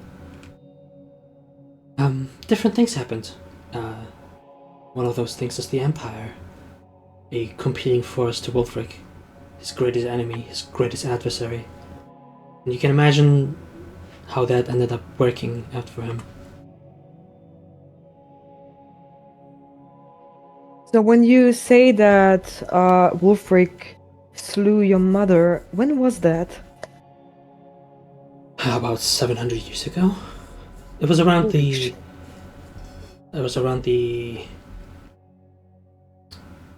I believe that's when the Empire declared its dominant rule over the continent.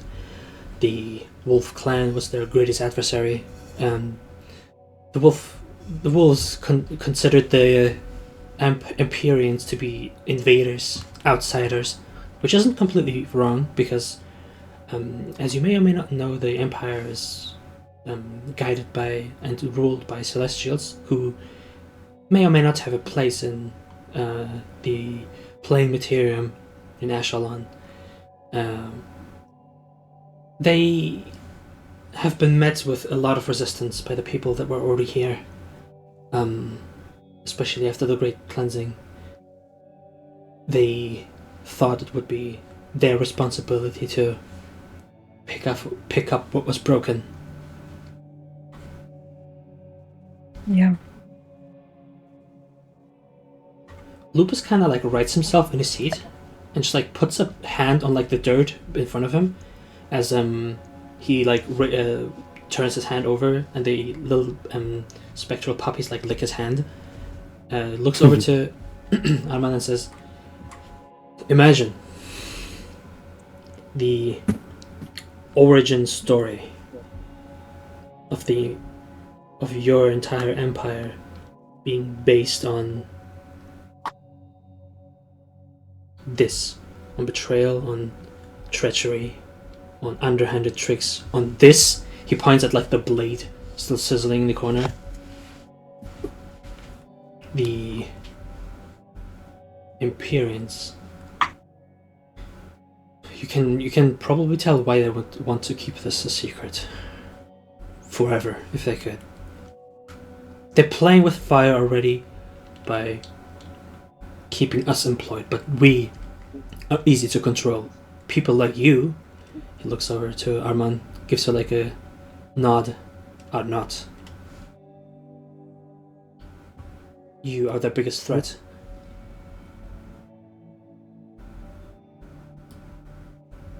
Rook will pipe up and say, "How we free you, the blade, from control?" He kind of turns over to Ashera as if for like counsel, as Ashera perks up a bit and says, "We have concocted a plan of sorts to ensure the spirit inside is banished back to the plane of shadow it came from. It is most likely a demon of umbral nature, originating from Necros, a being between death and fiend. We believe it to be a sort of I suppose they would call it a blessing, but it is a curse afflicted to those undertaking the deals with demons and devils. A force to be reckoned with and a dangerous undertaking.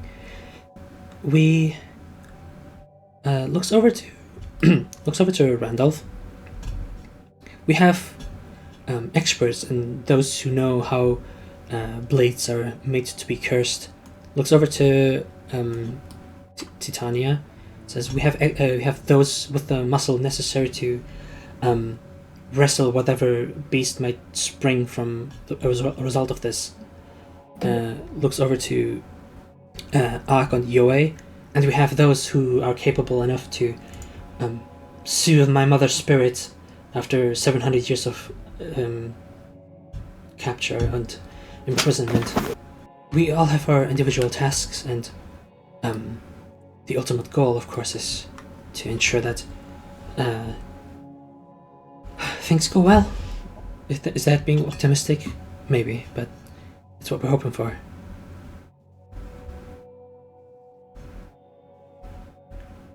So, she kind of like gets interrupted by the tree-like person, as he kind of like puts his hand on his hilt of the blade, and oh yeah, I forgot to mention as well. He has like the cursed blade, right? No. He has a ghostly blade too, but it's not the cursed blade that was lying on the floor. It's not the blade. That blade. I hope Zaheera is not touching that thing. Seriously. No, she's not. She's okay. She's staying far away from that thing. Good. Okay. She did like throw a jerky on it and it just kind of like burned to ash. So she's like, I'm not gonna mess with that. Probably not worth it. Yeah. What kind of ego she has? I swear to God. Anyway, yeah. This ego.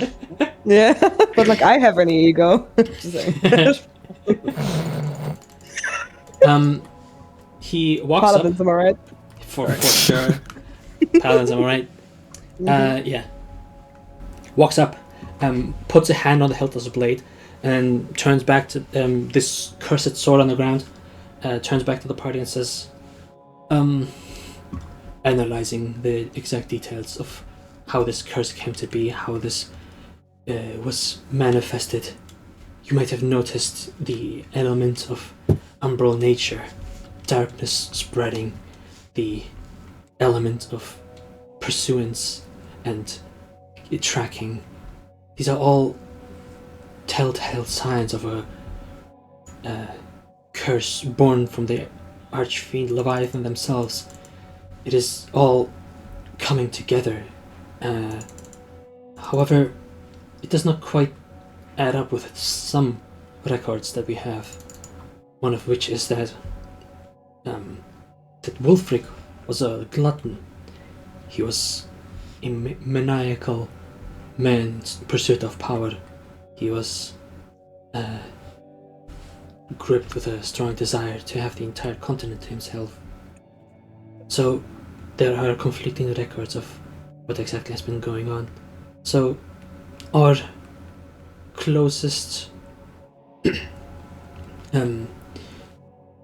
currently, with the clues that we have, our closest prediction, our closest conclusion that we have come to is that it is a curse inflicted by the Archfiend of Envy, which means that their counterpart in return are those capable and with mastery over the element of water.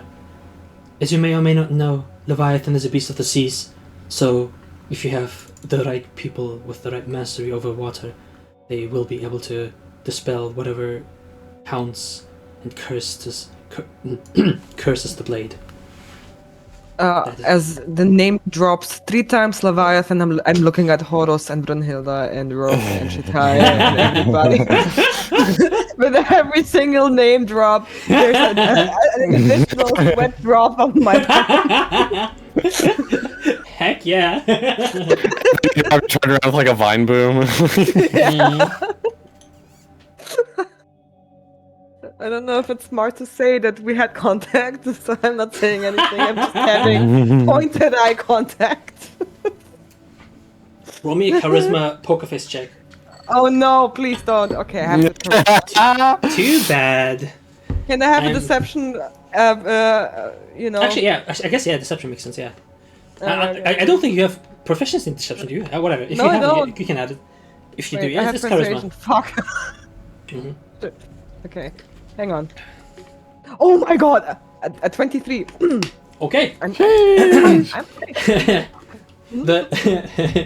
the sweat drops are just evaporated through whatever supernatural means. You Pure force of will. You keep your composure as well. He turns the man with the tree bark like complexion. Elise, are you here right now? Yes. Cool. You notice, especially you who have close contact to, fey beings and creatures of natural nature. Whatever. Unnatural. You would, whatever. You would know he, in a strange way, resembles the Dream Eater, the bark-like wooden figure that you fought in the pond, made of tree bark and with like these red eyes glowing from inside, but obviously with a very like different demeanor to him. Yeah, and putting the clues together a little bit, you know that there are male dryads. They're just called Draui, and he appears kind of like one. Basically, creature made entirely of wood, a spiritual manifestation of nature. He could be a sort of, dryad of sorts, but not really that. But the male equivalent. I can give you that as well for free. You're a smart gal. You know this stuff. If that means anything to you, I don't know. I'm trying to remember the dream fight. Yeah, I can give you a little thingamajiggy as well. It was when they couldn't wake me, right? Yeah, it was the sin of rage? No, was it? That you fought in the dream? When you were dealing with the tentacle guy, he was basically in the brain of like the tentacle guy, of the squid. And then when you like waterboarded him with holy water, he just came out and just like started biting you guys. Alright. Yeah. I thought you meant when they couldn't wake me.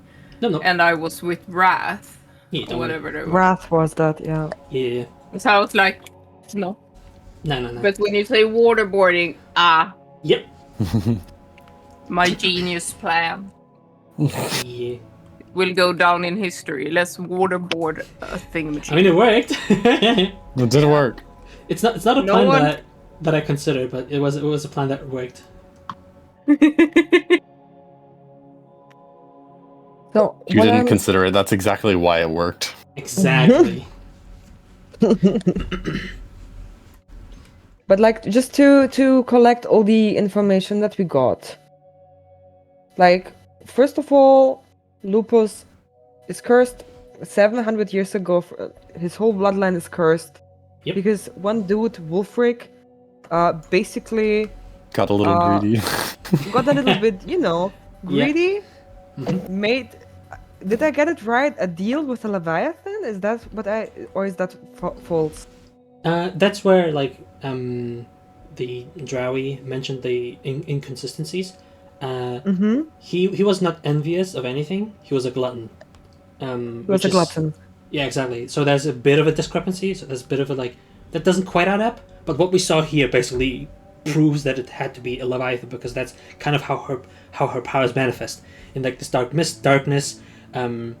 Just generally the element of water, which is like this blah blah blah, and then the red eyes, which are the evil eyes element to it. So it was like I think we're dealing here with envy here, but he doesn't know or doesn't quite understand why did that thing. And then he slew Ashina's mother. Yep. Kind of no, tried he tried to, but instead her daughter got the brunt. Yep. Her which is daughter, Ashina. And that perished. was. Then I wrote down Vasana, but I forgot. I think goddess or something. The wolf spirit, kind of like a goddess, yeah, I Wolf suppose, spirit? yeah. They are revered, kind of like gods as well.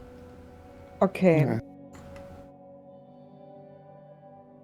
All right. So I think Arman says that out loud.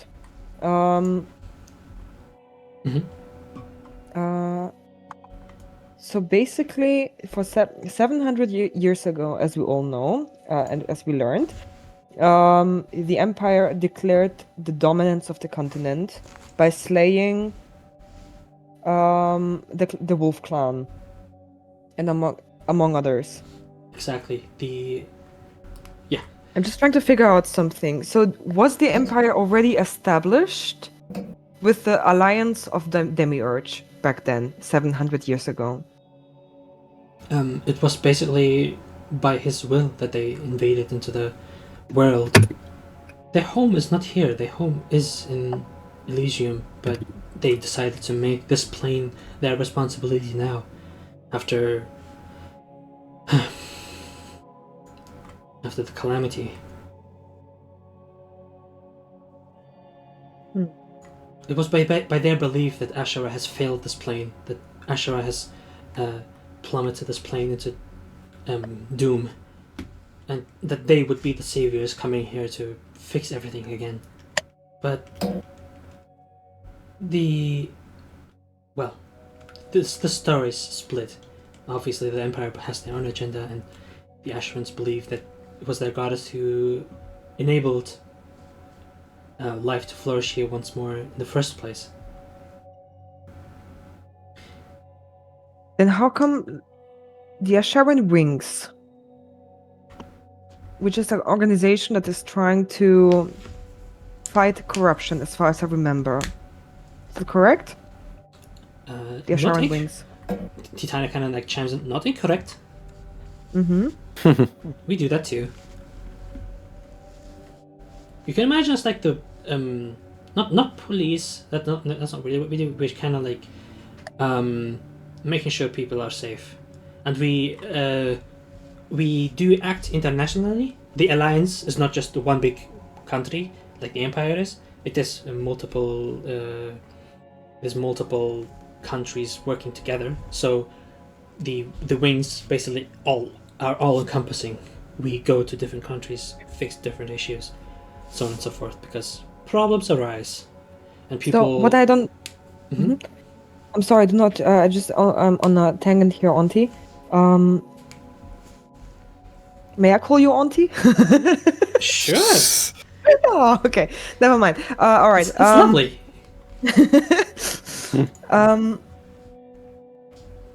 So basically what we just learned is that the Empire, who is a theocracy, is allowing a deal with Wulfric, who cursed the whole bloodline, who made initially a deal with a fiend. Wouldn't that be already material to that knowledge? Wouldn't that be enough material to Yes. I don't know, to doubt among the people? No, it is very dangerous indeed. Lupus kind of chimes up and says, that's why this indoctrination is such an integral part of their system. If people are made malleable, then they are willing to believe whatever story they are fed.